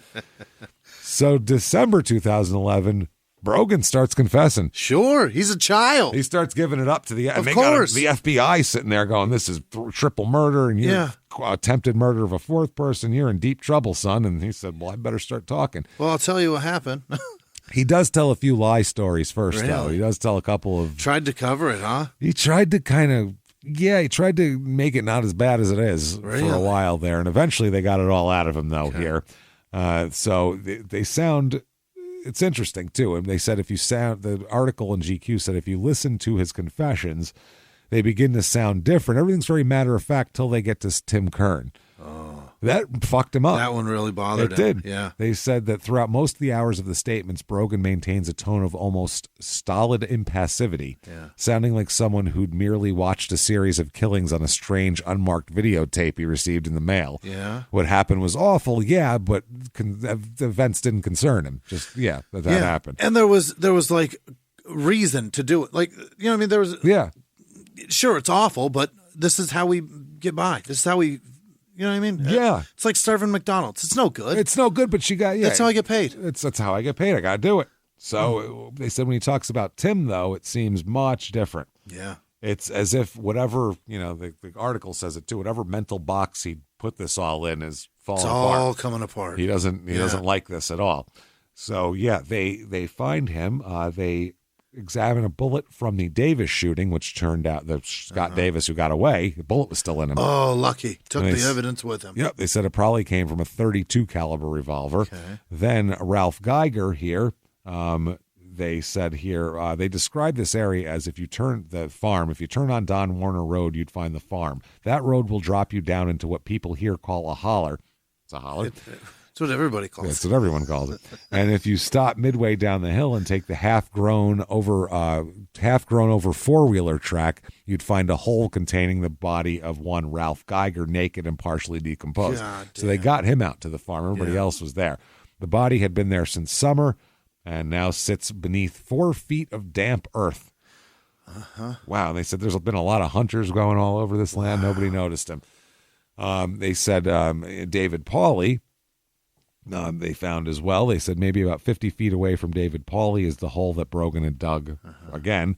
They said it's empty except for several inches of rainwater. It had been meant for the body of Scott Davis, who came. They testify later on that the bullet examined from the Davis shooting, they said that was probably a .32. The bullet recovered from David Pauly, was identified as an intermediate caliber slug, either a .32 or a .38. Okay. They said they examined 7 bullets in connection with the case. 4 were .22 caliber bullets from an Ivor Johnson pistol, and that's the gun connected to Timothy Kern. 2 bullets were from the shootings of Davis and Pauly, and another .38 bullet was recovered from the body of Ralph Geiger. Yeah. And so, there's that. They concluded that 3 different handguns could have been used here. A .32, a .38, and the .22 Ivor Johnson. And every bullet, the calibers kept getting smaller, and the and the victim kept taking more. Yeah, stick with the .38 man. And put somebody down quickly if you're going to have to fucking do this. They searched Brogan's bedroom and found a briefcase containing a sawed-off shotgun, an Ivor Johnson .22 long rifle semi-automatic pistol, and a box of ammunition and some loose shotgun shells. According to the ballistics experts, the bullets recovered from Kern's body could have been fired by the Ivor Johnson. Yeah. Not good. So that pistol was not used to shoot the other victims, though, as we know. The bullet was a .38 that killed Geiger, and then Pauly, it was a .32 or a .38. It was kind of damaged, so it was hard to tell. They said that the bullet recovered from Pauly's body was not fixed by the Ivor Johnson, or fired by the Ivor Johnson, or by the same weapon that killed Geiger, but they could not exclude the possibility that it was the same weapon to shoot Davis and Pauly. They think there's 3 guns, a minimum of 3 guns. Other evidence where Rich was staying at his house, they found a black wallet beneath a pile of leaves near a downspout. He just kept that there. Outside. He said it contained Geiger's driver's license and social security card, the real Ralph Geiger's shit. Now Joyce Grabelski, remember her, the woman he stayed with and used her address for job applications, was a close friend of Rich's from their church days. Wow. She notified the FBI after all this that she received a letter from Beasley from the county jail. Like a week later, it instructed her with a hand-drawn diagram exactly where she could find the wallet and 2 laptop computers. So she gave those to the cops. Here's the letter. Joyce, get your truck from Reeves and scrap it. Keep $100 and put the rest on my books. I need for you to go to the Gridley house where I live at night and lived at night and go back in the backyard in the rear corner by the garage under some leaves is 2 laptop computers. Get them and destroy them and then take them apart and trash them. Hold on. Do me a favor. Scrap your vehicle. Yeah. Keep $100 for you because I'm a good guy. Yeah. Put the rest on my books. Put it on my bill. Put the rest on my tab. Then do a bunch of my other shit for me. I need you to do a bunch of favors. Then destroy a bunch of evidence for me. There's $100 in it for you. Even though you know I am in jail on a triple murder. Not good. Wow. In the front corner of the backyard between the house and drive is a wallet under the leaves. Get that wallet and destroy the contents. Mm-hmm. If there are money left, it's yours. God bless. He knows there's no money in there. Yeah. Monster. Take it or put it on my books. Yeah. Don't tell anyone about this and never hint on a phone. Write me a letter and use the phrase sunny day if it goes all right. Peace Code language. Yeah. And or rainy day if the computers are gone. Oh. I might be able to call you by T-Day, Turkey Day, Tuesday, Thursday, who knows. If so, you can say the code words on the phone. If you haven't got it yet, just say average day. Okay. So there we go. Based on the weather patterns. Based on that, he said it's very important to get this done. I mean critical, and then 3 asterisks after it. And then a hand-drawn map of it all. And then says, look forward to a good report. Will write soon, R. The map showed the house with the backyard with an X by the garage labeled CPTR and a second label X labeled X with a wallet under it. So not good. So Rich told her to find the wallet and laptops and all that. It's fucking crazy. So instead, the prosecutors went there and the detectives went there and found all the things. Yeah, they found the things. Like, it's a rainy day. It's pouring. Jesus. And they said, well, you knew he changed his name. And she said, yeah, it was weird that a couple months ago he said to start calling him Ralph Geiger for some reason. Right. And he said, didn't that wasn't a red flag to you? Strange? And she trusts him because they're like church people and stuff. So she said that, she said that I asked him what was up and he just said he wanted to be a different person. And he said he didn't want to go back to jail and that they were saying he did stuff that he didn't do and he's a poor downtrodden guy. So I felt bad for him. Oh my God. So that's wild. The forensic computer specialists examined the laptops. On the hard drive of the Acer laptop, he found a deleted account in the name of Rick Pauley, which is David's brother, as well as documents authored by Rick Pauley. The Dell computer and a computer taken from the house that he was living in, Rich, there, both had been used to access the Rohan Danaher at Gmail account, email account with a password.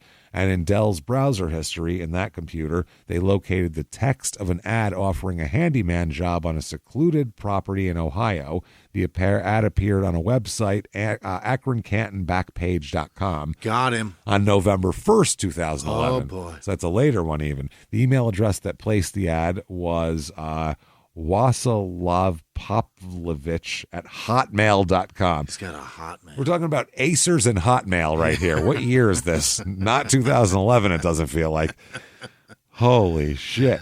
All outgoing traffic from that email address ceased when Rich was arrested. Never another thing there. And also the Acer computer had been used to access that as well. Right. So they're in jail, both of them now, sitting there. And the GQ reporter goes to talk to Rich's mom, Carol, the religious lady here. He said, I had breakfast with Carol Beasley, Rich's mom, at a bakery near her house. She's a kind woman in a cute Christmas sweater who's befuddled by her own cell phone and more worried about the weather for my flight back to New York than I am. Befuddled by her phone. An old lady befuddled by a phone. Just looking at a phone going, that thing's crazy. I don't know how to fix that. How do I make the numbers bigger? I can't read this. Yeah. Carol tells me that she doesn't want to fool herself. Richard probably did the things they said. Yeah. That's what she says. Right. Though she can't help slipping into the framework that Rich has provided her for these events, the inconsistencies, the suggestions of plots underlying the apparent facts. But why did Scott Davis make the ambulance take him to the Akron General Hospital, which is right by the motorcycle club? That's one of her questions. Who cares where it is? Who gives a shit? Shot him in the elbow, ran away, all of his shit's there. Shoney's videos, it all checks out. He probably doesn't know that the motorcycle shit's there. He's not from there. Probably he's from Virginia. No fucking idea. He's like, take me by the motorcycle club. He literally had to pass several other hospitals on the way there. And why did Scott refuse to talk to the police for days? Scott's a scumbag too, as we'll find out. That's why, or at least was at that time. I don't know about now. He said, I tell Carol that morning that I hope Rich can tell the whole truth because it's the only possible way to even take a fractional step toward making amends. Right. Carol Beasley says, she says, I don't think so. He doesn't want anyone to know the real him. He never has. He's too ashamed. He'll never do that. Okay. So that's what she says. Now, Rich goes to court. He's arrested now, not even for murder. They're still working on the charges. They're putting him in for the pending warrants he had for drug trafficking, prostitution. Yeah. We'll deal with that shit later because we've got you for a long time. We got you anyway. You're fucked. Drug trafficking, multi-count indictment, prostitution charges. Akron police vice detectives contend his Yale Street halfway house was just a ruse for a brothel. Right. Federal authorities are accusing this Richard Beasley of kidnapping and wire fraud as their investigation grows as well. It's identity theft. It's He's all in sorts so of shit. much trouble. Every bit of trouble you can imagine. The prosecutor said that Rich is a suspect in a very violent crime and asked the judge to give him no bond. Yeah. He also said there's a detainer on him from Ohio and Texas. So all sorts of shit. He's not going anywhere. Hold him here. So they do. They hold him, and that's that here. The new charges now are murder charges later. That's going to mean that he's getting his bail completely revoked. It was at millions, and now it's gone. They brought him into the courtroom in a wheelchair. Oh, he's pulling that shit. Yep. He's like Vince McMahon going for a steroid trial with a big neck brace on. This is crazy.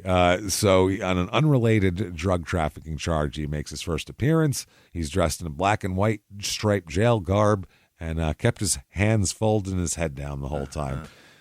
Wow. So the reporter learns that Beasley told his mother during a telephone call that he believes he suffered a stroke. In prison? In prison or in jail. Yeah. They said the gray-haired 300-pound Beasley normally walks with a cane because of a back injury. Yeah. But he told deputies he was unsteady on his feet before his court appearance, and they put him in a wheelchair. Jesus Christ. So he writes a letter to the Beacon Journal, to the newspaper. This is crazy. It's a 4-page letter. God. He doesn't mention the murders or anything like that. What he does mention is his ministry work with the Akron Bible Church, his halfway house, which he said he purchased with his own money. Yeah, but you ran prostitutes. That doesn't matter. You pimped people out of it. He provided housing and food to more than 100 people who came and went from the shelter. He also helped to feed 40 to 60 families a month out of the house and out of his house and car, and provided weekly Bible studies for those seeking God. Counseling came at all hours of the day, he said. Who paid for this? I did. Okay. Oh, well, let's let him go then. I think this is crazy. Yeah. He said, I had a financial settlement from a traffic crash that I injured my back in and spent most of it to help others and got almost no financial help from anyone. This is the thanks I get? This is the thanks I get. Jail now. Damn it. He also wrote that he spent 3 years on the church staff helping people, mostly drug addicts and alcoholics and the mentally challenged, even the homeless who were charged with a crime and facing the possibility of prison. He said he appeared in court on behalf of defendants 3 to 4 times a month for 3 years. After just 1 year of work, he was ordained by the church pastor, Reverend Randy Baker, as a chaplain. Good, great guy. Great guy, Randy Bakes. He said, I was very well known for these things, but I never looked for credit on this earth. A number of people, from doctors and judges and lawyers and preachers and the homeless, can stand witness to these facts. Yeah. While helping drug addicts, he made drug dealers unhappy, he said. That's the problem. I've been set up by drug dealers. They did this. Yeah, because I got, someone was a crackhead and I got him off crack. The drug dealer was like, hey, where's my customer? Because that's what they do. They're used to real customers. And they're furious now that I took some of their income out. That's what he said. Yeah. He said that because of that, that's what happened. He said that a number of people from the doctors, they can even back me up. He said, I help domestic violence victims, and that angered spouses. So I have angry husbands, angry drug dealers, violent people after me. Yeah. And he said, at times he had to sanction people who violated rules at his transitional home, and they would get mad at him. Okay. He said, the point is I have enemies, but for the right reasons. I'm a boat rocking son of a bitch. That's what it is. So when you quote someone as a family friend who says something horrible about me, you better believe that's not a family friend. Okay. In interviews with the Beacon Journal after Beasley's arrest, the reverends grew uncomfortable with his charity work, they said, after a while, particularly his housing of female residents there. Right. And they called him a con man. Uh-huh. So those are the people he was saying, we'll back him up. Right. And he said that he took issue with this portrayal as a Christian con man who used his position as a chaplain and a halfway house operator as a front for prostitution and drug dealing. That is ridiculous. I won't stand for that. He said, to call me a con man when I sacrifice for others is wrong. To turn their backs on me is not following Christ's example. I gave 3 full years of my life to that ministry, and what I got out of it was the satisfaction of doing the right thing. There was no con to it. I lived in an old inner-city house, drove old cars, and got up in the middle of the night, uncountable times to answer any calls for help. I gave away most all I had and got almost nothing in return. Yeah. These are not the actions of a con man. Yeah. Jesus never got my voicemail. I got up and did it. I fucking did it. He didn't do shit. Where's he? It's me. I did what he said. And he also says he feels betrayed by Brogan's apparent cooperation with detectives. Oh, that's the answer. Yep. He said, that's it. And the detective said his emotional state is very distraught. He's very concerned.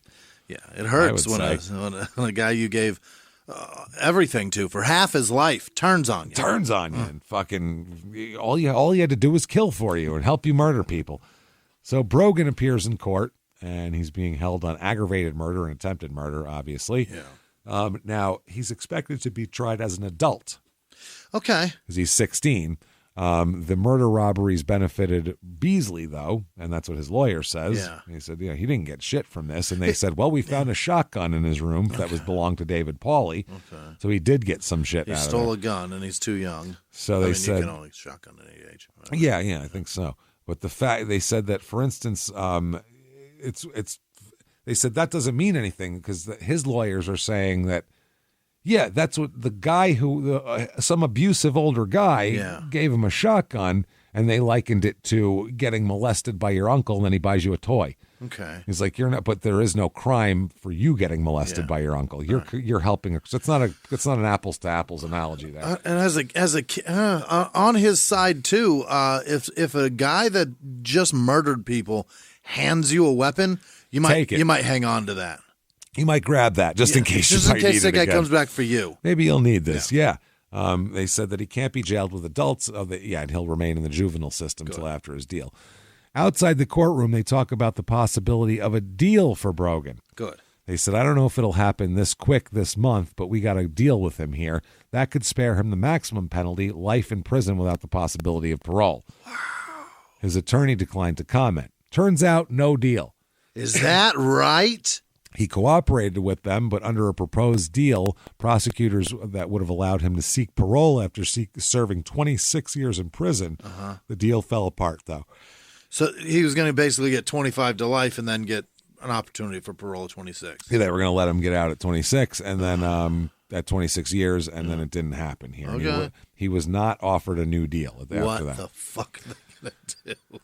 So he has to go to trial. Yeah. He's charged with multiple counts of aggravated murder, a count of attempted murder related to Scott Davis, and also shitloads of other felonies you can imagine here.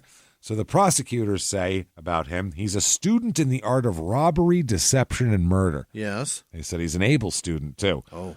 They said all that shit. They said the state can offer alternative theories for the murder, for what happened, because he's going to say that the other Rich did everything, but we have alternate theories. This is a part of life where size works against you because everybody thinks a monster is giant, and when a giant walks into a room accused of accused of monster crimes, it's bad. You're better off going, he's harmless. He looks harmless. Yeah. You're better off being like 5'4", 100 pounds, meek and mild. Yep. No shit. That tiny man butchered people? No way. Not a chance. Not a fucking. But this giant 6'5" and doesn't look just 16, as wide. Sucks. Right. That's tough. 16 looks 25. Fuck. Yeah. So they call him a willing participant in the slayings and say that he's the other half. Yeah. Of this criminal enterprise. Horrific monster duo. Fuck. So cell phone records, they noted, will place Beasley and Rafferty, Brogan and Rich, in close proximity to the victims. Brogan Rafferty, he said, had chance after chance after chance, and he made the choices. He made the choices he wanted to make. He made the choices that he needed to make. He did. He made the choice. Well, I mean, that's what it is. And an apparent attempt to show that he acted knowingly and purposefully, he went back to the student thing. He said Brogan Rafferty was a student, but that what was he a student of at that point? He was a student of violent crime, and he was learning that. He was learning how to bury people. He was the driver. He was the hole digger. And ladies and gentlemen, the state contends he was the other half of this criminal enterprise. He was the other hand. Yeah. The defense says, shit. They stressed that he's only 16. Yeah. Jesus Christ. He said that this guy, Beasley, came into his life when he was 7 years old. Yeah. So he's like a father to him. He's the other hand of a body that's not ambidextrous. You know what I mean? Yeah. He's the left weak hand. Well, he's definitely not an equal to this guy. Right. That's the thing. That's my point. Yeah, he's not an equal. So they said, he said he was this Beasley was the ultimate wolf in sheep's clothing, and he tricked this guy. He said that Brogan had absolutely no idea how dark this man could be. Or again, he lured him in with church and helping and being kind to him. And, life's necessities. Things, yeah. Food, water, shelter, shit like that. Not a crackhead. Yeah. Watching me. Things like that. A shirt. They said that also, if he didn't do what Rich wanted, that Brogan feared Rich would kill him and his mother and his sister. Right. So I got a mother and sister. He threatened them. That's what they say. They said this was a period of horror over 4 months. They said that under Ohio law, that would be acting under duress. Okay. Which means you're not guilty. Yeah. It's not guilty if you didn't actually do it, not guilty if you're severely mentally ill, or not guilty if you acted under duress. If I hold a gun to your head and say, shoot that guy, you're not guilty of murder. Yeah. That's under duress. Holding a gun to the guy's head in 7 with the sword dick. Yes. That guy's not guilty. Not guilty. It's duress. That's duress. Oh, man. But duress isn't, come on, let's just do this. That's not, duress isn't I talked you into it. Yeah. Duress is be much cooler duress. if you did. Yeah, it's not going to be much cooler if you did shoot him. Yeah. So he told the jury that would be duress, and an independent psychologist, he say, will testify that Rafferty didn't voluntarily do any of this. Oh, my God. Which is not a bad defense, but at the same time, it doesn't fly, really. It's a pretty good defense in the option of what, do you know what I mean? Like if it happened once. Right. But the alternative to guilty. Yeah. It's the only defense they have. That's all you got. Because they have Scott Davis as a witness. Yeah, so without, you're in a lot of trouble. You're fucked otherwise. And some of the dead people's stuff is in his house. Who they need is Tim Kern. They need him to be like, he's a nice kid. He tried to help me. Yeah. So Scott Davis testifies to what we told you happened. Yeah. And the short cross-examination of him, he says that they ask him, when this happened, when you were shot, Brogan Rafferty was nowhere around, was he? And he said, no, he wasn't. Because that was the one time Brogan hung back. Right, by the car. Which is very interesting. It might help him. Brogan testifies. He's got to. He's got to show he's a human being and not a silent monster there. 2 hours of questioning from his attorney. Here, he recounted his childhood, how he met Beasley, how he became friends with him, how his mom's a crackhead, how his dad beat the shit out of him. During about an hour of cross-examination, he tried to explain how and why he remained silent about the killings for 4 months, even when he was questioned at first by law enforcement, because at first he didn't give it up. Yeah. And then eventually he was like, all right, fine. They were like, look at this, you at Shoney's. See you there? There you are at the Waffle House. He's eating powdered eggs. Come on, look at this terrible shit. You know you had the shit's terrible later on here. They talked about how by the time he was 10, that Beasley was there for him. It didn't matter that Beasley was an ex-con. He said he was his father's friend, and, that was good enough for him. Yeah. So they talked about how he could quote Bible verses with the best ministers. And to Brogan, Rich was, quote, basically a brother with a different last name, a spiritual mentor, a counselor of sorts. Yeah. Especially if your parents are like, hang out with this guy, it's good. Yeah. So Brogan said he couldn't talk about God with his father, but I could go to Rich. He also said he could go to him with any problems I was having. That included weekly church services, talking about life lessons, also included Beasley driving the streets of Akron looking for Rafferty's mother, who on occasion would disappear looking for crack. Helped him look for her. He'd go, will you help me look for my mom? She's out. God. She's out on a mission right now. Yeah. So Brogan said that he also rarely spent time with his mother and didn't remember being with her often before he turned 10. He said he loves her and worries about her safety when she's on the streets. And he said, Beasley's the one person I could go to. He's the one person I could tell anything.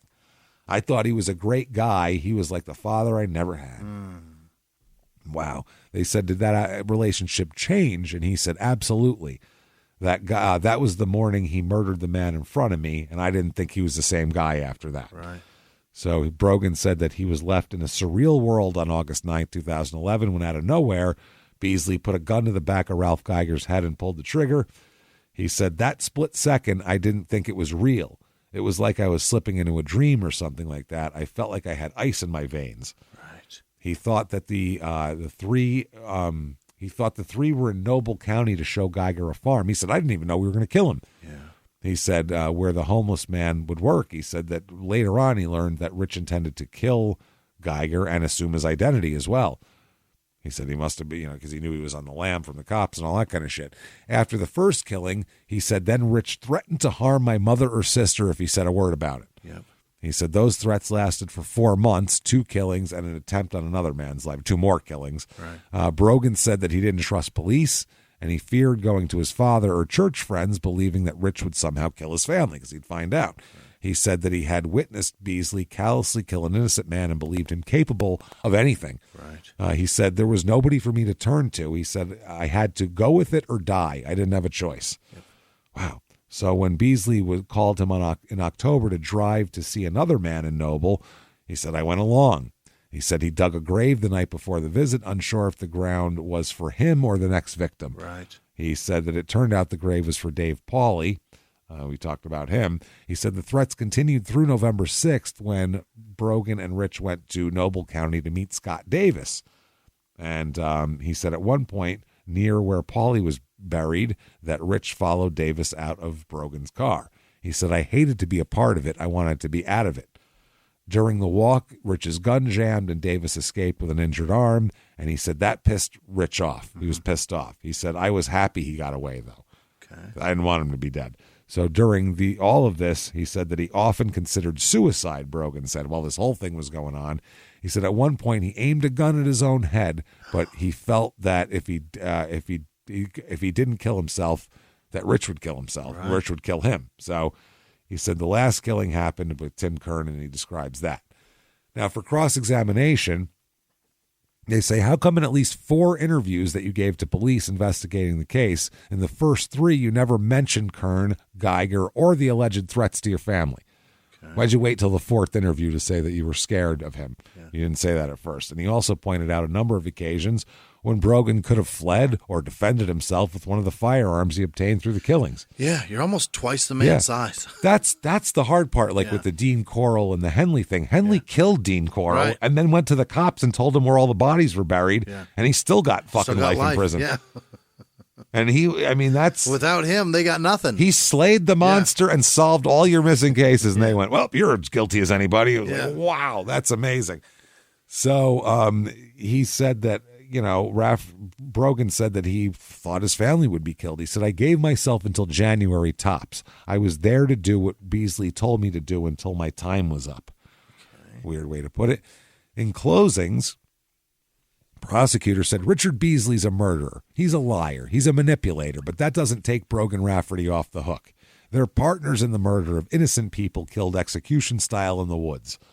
He said, and Brogan is essentially a starry-eyed, eager apprentice whom Rich confided in and groomed into a cold-blooded killer. They groomed him into it, but he was willing. He was a willing participant of the grooming. He pushed him out of the nest, but this motherfucker flapped his wings, is what they're trying to say here. So he said Beasley was brutally honest with one person, and that's Brogan Rafferty. He was brutally honest with Brogan Rafferty, and they knew each other and every one of their darkest secrets. Mr. Beasley is a murderer. He's a liar, but Mr. Beasley's also a teacher. Mr. Beasley was the teacher in this situation, and Brogan Rafferty was the student. Now, the defense said, think about Rich Beasley and who he is and how he found this guy. Think about how he goes out on the street and picks up these stray people to use them and to fucking... He turned out 20 women in a minute. And a guy. Yeah, it's... in no time flat. We don't know for what purposes. Yeah. So he said that they said the teen was an easy mark. He said, his childhood, born to a crackhead and left to fend for himself as a kindergartner by his working father who beat the shit out of him. Yeah. And then 7 years old or so, here comes this nice guy being interested in him and spending time with him and taking him to the places he wants to go. He said about Beasley, he finds their vulnerabilities and hooks them. He says that he was able to hook, grab, and pull Brogan into the situation that he never wanted to be in. He exploited Brogan's vulnerabilities. And Brogan said that he was unaware of the bogus Craigslist ad, which I don't know how you would be. That doesn't seem possible. He knew that's crazy. How else did he get these people to come? How did he not know? That's what I mean. They said they also had no idea that Geiger was being driven to Noble County not for work but to be shot, the first guy, and robbed. He said that after Beasley shot the unsuspecting man, that's when he was told to dig a grave. So he made him dig a grave. He said afterwards he was threatened with the death of his mother and sister. Yeah. He said there was no line that Rich Beasley wouldn't cross. This kid had no choice but to do what he did. Right. So deliberations come here. It took 90 minutes just to read the jury instructions. Oh, 90 minutes. All those charges and the multiple tiers of them. 60 pages of legal instructions. That's a lot. Usually it takes a while, but an hour and a half is a long time. Yeah. And so he could receive a life sentence here. That's how it goes. The panel, they deliberate for 20 hours over 4 days. A lot of talking. Yeah. That's a lot of talking. The verdict comes in. He is found guilty on 24 of 25 counts. One not guilty. Those included 9 aggravated murder counts for 3 victims, attempted murder, multiple counts of robbery and kidnapping, gun specifications, and several theft-related charges. As an adult. They acquitted him on 1 count of identity theft and several gun specifications. So basically the same thing they were charging the other guy with. Everything. Yeah, they said they're partners. Yeah. We walked in. Identical. We walk into the liquor store together like the old disclaimer. Yeah. That's it. Afterwards, reporters were trying to get Brogan to say something, and he just said nothing to say as he walked away. This is bad.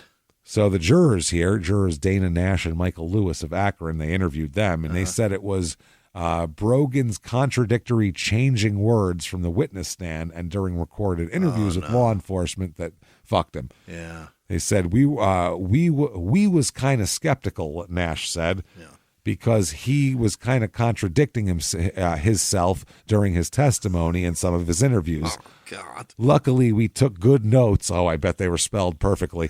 And the evidence was there. You wrote his self in there. Yes. The other juror agreed, saying Brogan had plenty of occasions from the first killing to the last one to contact police. Instead, he dug graves for Beasley, drove him to the rural Noble County, and shared in stealing the victim's property after they were dead. He said that Brogan had every opportunity to get away with him. It was really hard to decide, though. There was a lot of deep thoughts because of him being 16. Right. So they agreed that the youth made it hard, the fact that he was young. He was 16 and a junior in high school. They said, we were trying to be fair, and we were fair. We came up with the right decision. It was very difficult for us because, like I said, he's a child, and it was very hurtful. Okay. The sentencing comes up. You, sir, may fuck off. Life in prison. Oh, my God. Without? Without. Okay. At 17. All right. So that's a long life, Don't man. fuck up in Ohio. Don't fuck up there. 2013, Rich Beasley's trial. Death penalty on the table for him. Yeah. He was 16, so that wasn't possible for Can't kill Brogan. a child. You can't sentence a child to death. Death penalty on the table here. Scott Davis testifies. Yeah. And they ask about, is that the tattoo you saw on his arm? And say, yes, it is. Yes, it is. Also, people Scott ran to testify, the people from the house, saying he came pale and frightened, saying someone was trying to rob him and shot at him. Right. They talk about all the bullets that were recovered, the ballistic matches. Rich testifies. You have to. He's got no choice. This guy's fingering you right in front of everybody. He said he's innocent and has actually been targeted by one alleged victim who survived. Oh. He said, I had no idea that anybody had been killed down on that farm. I had no way of knowing, even though I stole his identity. Didn't know. Yeah. He said that also he denied any of the involvement in the attacks and said the lone survivor, Scott Davis, actually was there to kill him. Scott Davis was the hitman. What is going on now? He said this was in retaliation for being a snitch on snitching on a motorcycle gang investigation in Akron a couple years ago. He said, and when he met Scott Davis, he said Davis was the one that pulled the gun on him. He said it misfired 3 times about 2 feet from my face, and I ran into the woods, and he ran after me. Yeah. He said that, they wrestled on the muddy ground, and Davis ended up firing 6 shots. Quote, I said, that's your 6. So if he was going to kill me, he was going to have to do it with his hands. Oh, for fuck's sake. That's what he said. So then how the fuck was he shot in the elbow? That's the point. It's ridiculous. The prosecutor says truth runs a straight line. This is a crooked mess. Yeah, this man is out of his mind telling a story. He said this is all Richard Beasley's show. He said he dragged a 16-year-old. You should fucking be extra mad at him for what he did to the child, too. In the defense clothes, I hate to be this defense guy. God damn it. He said, yep, he was a snitch. He informed on criminal bikers, and it was Davis who was sent to the farm to eliminate him. He said what? He brought his own handgun, then lied to sheriff's investigators who first asked him if he had a gun, because Scott Davis. He did have a gun? Not on him, but somewhere in his car or in his shit, whatever. Yeah, we find out that here, he says, quote, they're talking about Davis, and they said, why would you believe him? He said, why is this person with a swastika tattooed on his right hand any more credible than Richard Beasley? Look, you're all scum, okay? It's to say, if you have a swastika tattoo, you're a piece of shit. Probably a night. You're unless someone pinned you down and forced it up. And even then, I would color it in. If you got it tattooed on your chest because you got a bad rap and went to prison and had to blend in, but on your hand, on your hand, don't visible to the world, visible swastika. All day. First thing they see. You got to wear gloves to make that go away. That's wild. Oh, boy. So verdict comes in. He's found guilty of everything. Fucking thing in the world here. Murder of 3, attempted murder of a 4th. Sure. And he just shook his head while they read it. Really? This is bullshit. Okay. Absolute bullshit. It's wild. Sentencing comes around, and the prosecutor said the law in Ohio is for the death penalty. It's reserved for the worst of the worst, and it's the state's position that Richard Beasley is the worst of the fucking worst. Truth. Rich's family comes on. Really? Carol, his church mom, said her son had a troubled childhood, suffered physical abuse by his stepfather, and she just learned recently that he had been sexually molested by neighborhood youngsters. Okay. So he has to kill everyone when he's 52. That's what happens. Yeah, 50 years later. He said, she said, I always felt there was much more than he told me. A defense psychologist said that Beasley suffers from depression, alcohol abuse, low self-esteem, and a feeling of isolation, which probably is from murdering people. I don't know, man. Start writing jokes. I've been there. Yeah, that's what I mean. I feel the same. We've all had shitty lives, and we got funny. That's the thing. Yeah, we all have those same fucking traits, man. Yeah, we got funny. Yeah. This guy killed people. He got murdery. Fucked up. So here it comes. You, sir, may fuck off. Death penalty for Richard. He's That's the poster child of it. You can't do that to people. And they said, by the way, now the gag order's up. So they said, what happened with the deal with Brogan? And they said, why didn't he testify? And they said, but he said he wouldn't testify unless he could get chance of parole. Yeah. And they said, we weren't willing to do that. Is that right? Because they thought they had him dead to rights anyway. They had a guy say he tried to murder me, so it was hard. Yeah. They talked to Rich in prison. The GQ article the GQ guy goes to talk to Rich in prison, and it's wild, man. He spoke to him, huh? Yep. He says that this is a quote. He says that it's not hard to like Rich Beasley right away. When I first met him, sitting in a Navy prison pants in the visitors hall at Chillicothe Correctional Institute, which is situated in farmland south of Columbus, he says he stands and greets me with a commiserating smile that says, "Can you believe it? The world is so fucked up, but wouldn't we really expect anything different?" He called his hand an overboiled ham hock. Ew. Yeah. And he says, I don't know, he says, I have to admit I don't get GQ magazine. I get Easy Riders magazine and something called Armchair General about military history. I also read The Week cover to cover every week. Yeah. But wow. I never get GQ in here. So they tell him, you seem like a guy people feel comfortable with. And he says that, yeah, people say that. He said, I accepted Jesus as my Savior when I was 12. I was baptized, and that's all the baptizing I need according to my religion. And they said, so you think that you're fine in the afterlife and everything goes totally good. I got baptized when I was 12, and then you murdered people. He says, well, I believe you'll go to heaven if you accept Jesus Christ into your heart as your Savior. So it doesn't matter. They said, you don't have to confess to anyone. He said, you don't have to confess to God. You have to confess to God and ask forgiveness. Do you know the story of King David? You're of Jewish descent, right? Aren't you a Jew? You know, he put 5 extra E's in that. He killed a man and had an adulterous affair, and he was the apple of God's eye. And they said, that's it. Confess to God and you're in heaven. And he said, that's it. That's what I'll do. Score. Yeah. Talks to Brogan in prison. Brogan is like, they said he seems like he's like 28. He's this huge guy. Nobody fucks with him because he carries himself quiet and like an adult. Yeah. And he looks like an adult. And he's a big guy, so nobody really fucks with him that much here. He does knuckle push-ups every morning. Oh boy. He said, after returning from breakfast, I do my hygiene, brush my teeth. After that, I try to straighten up the cell, make my bed, make coffee, fix the stuff on the floor. No one knows how old I am in here because I'm old school. I carry myself as if I were older. I look like I'm mid-20s. Plus, they think I'm this crazy killer, the serial killer, so they still steer clear of me. How about that? Interesting. Absolutely. They said, what do you think about Rich? And he said, to me, he was just death. When I thought of him, it was death. Rich was death incarnate, they asked, and he said, yes. How about that? He is 6'5" and a quote unquote serial killer. He's never killed a soul. Never killed anybody. Wow. Nope. He said, he told me, I know where your mother lives. I know where your sister lives. And he would check on me every day. And I just thought that was that. So he's in there. 2017, his Rich's artwork is on his website. Really? Yes. Murderabilia bullshit website here. And I guess the families were angered that someone would try to profit from the works of a serial killer. Now they're not allowed to sell those themselves. It's but somebody else can sell it. You can give them to your family, and then they can do what they want with them. And they can do whatever they and then want. If they want to put your shit in your commissary, then that's how it works here. Right. So, they said it's a big deal. People are very mad because of the Son of Sam law, but they've gone around this a lot. He has a response. He's mad that people are mad. Yeah. Wow. Rich says the taxpayers of the state of Ohio better thank God that some inmates do sell artwork. He said if they did not, then every prison in the state of Ohio would burn and a lot of prison officers would be dead or in the hospital.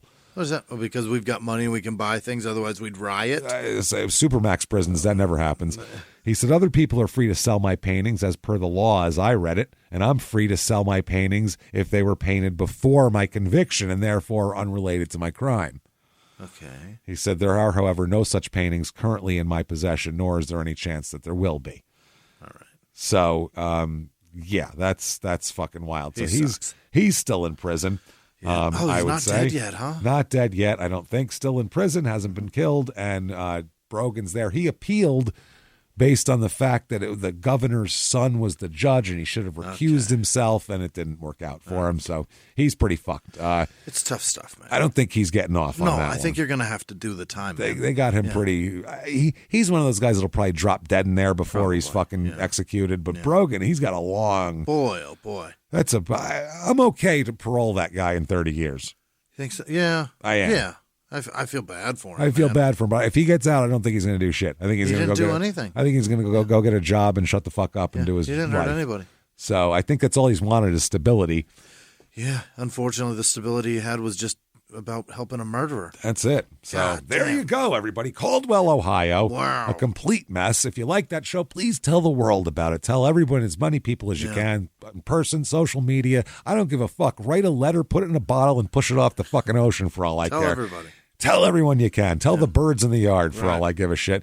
Get on whatever app you're listening on. Give a nice review too. 5 stars helps a ton. Yep. Head over to shutupandgivememurder.com. All your merchandise, tickets to live shows, 2 left for this season. New York, which is just about sold out. Get your tickets right now. And Boston as well, which is almost sold out as well. Yep. So get your tickets to those. New tour dates come out in December. Yes. Almost Shit there. will be almost there. It'll be in the next week or so. Yep. And then we're going to go on sale a week after that. It's going to be pumping up here pretty quick. So shutupandgivememurder.com.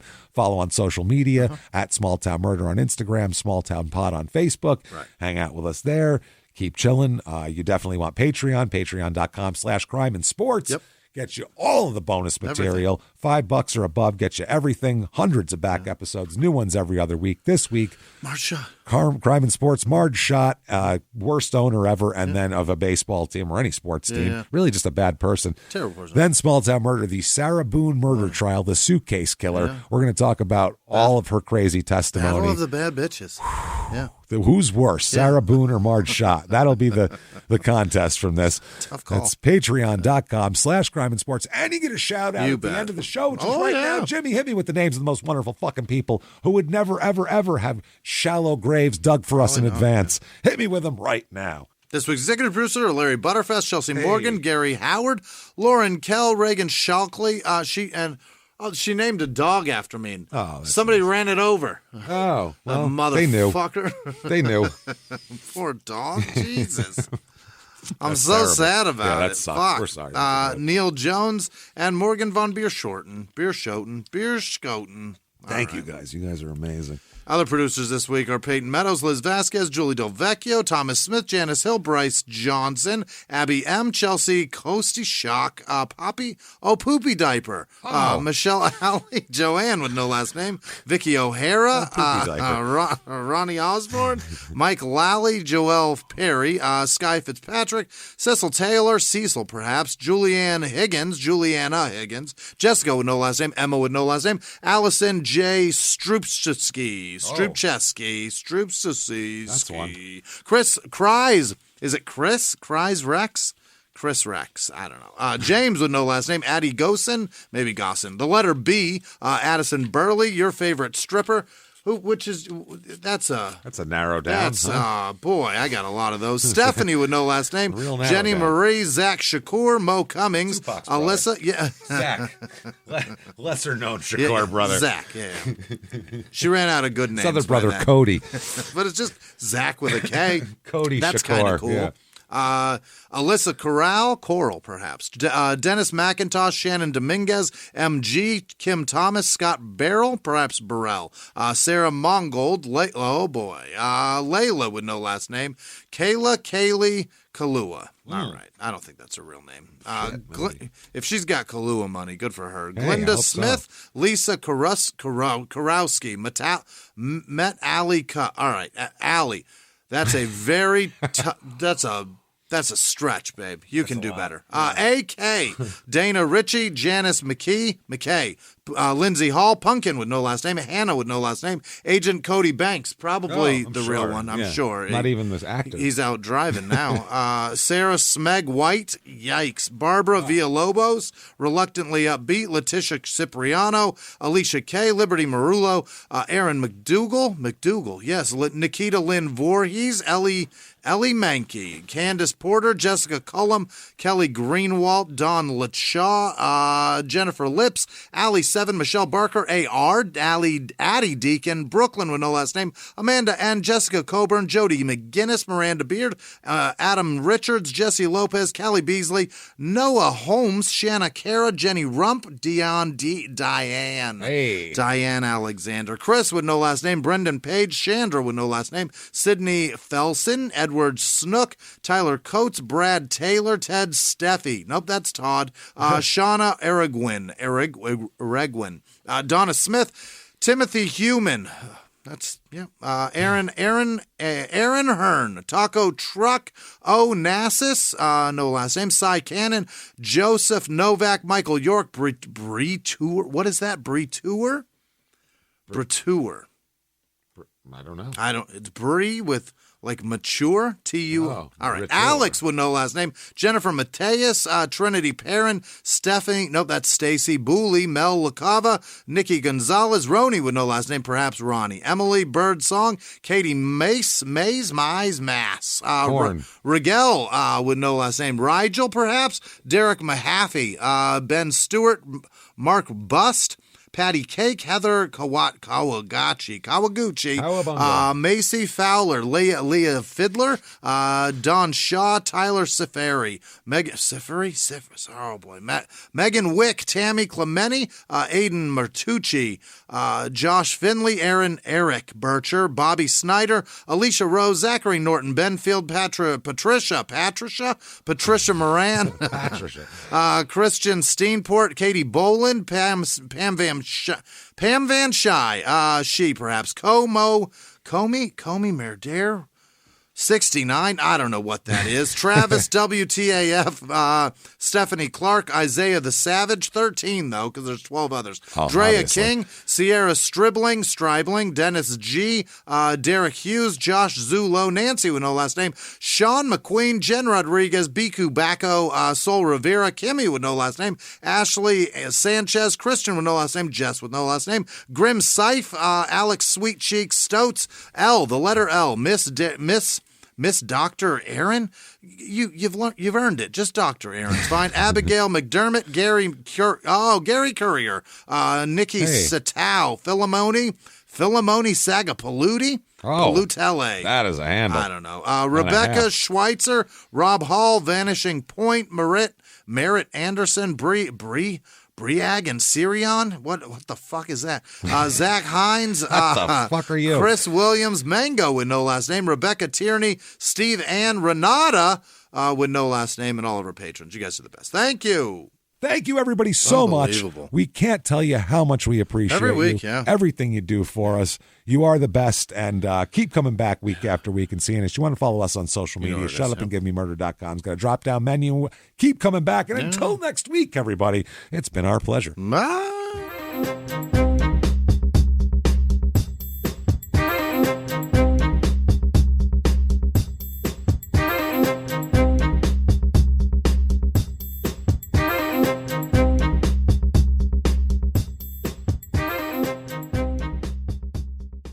If you like Small Town Murder, you can listen early and ad-free now by joining Wondery Plus in the Wondery app or on Apple Podcasts. Prime members can listen early and ad-free on Amazon Music. Before you go, tell us about yourself by filling out a short survey at Wondery.com/survey.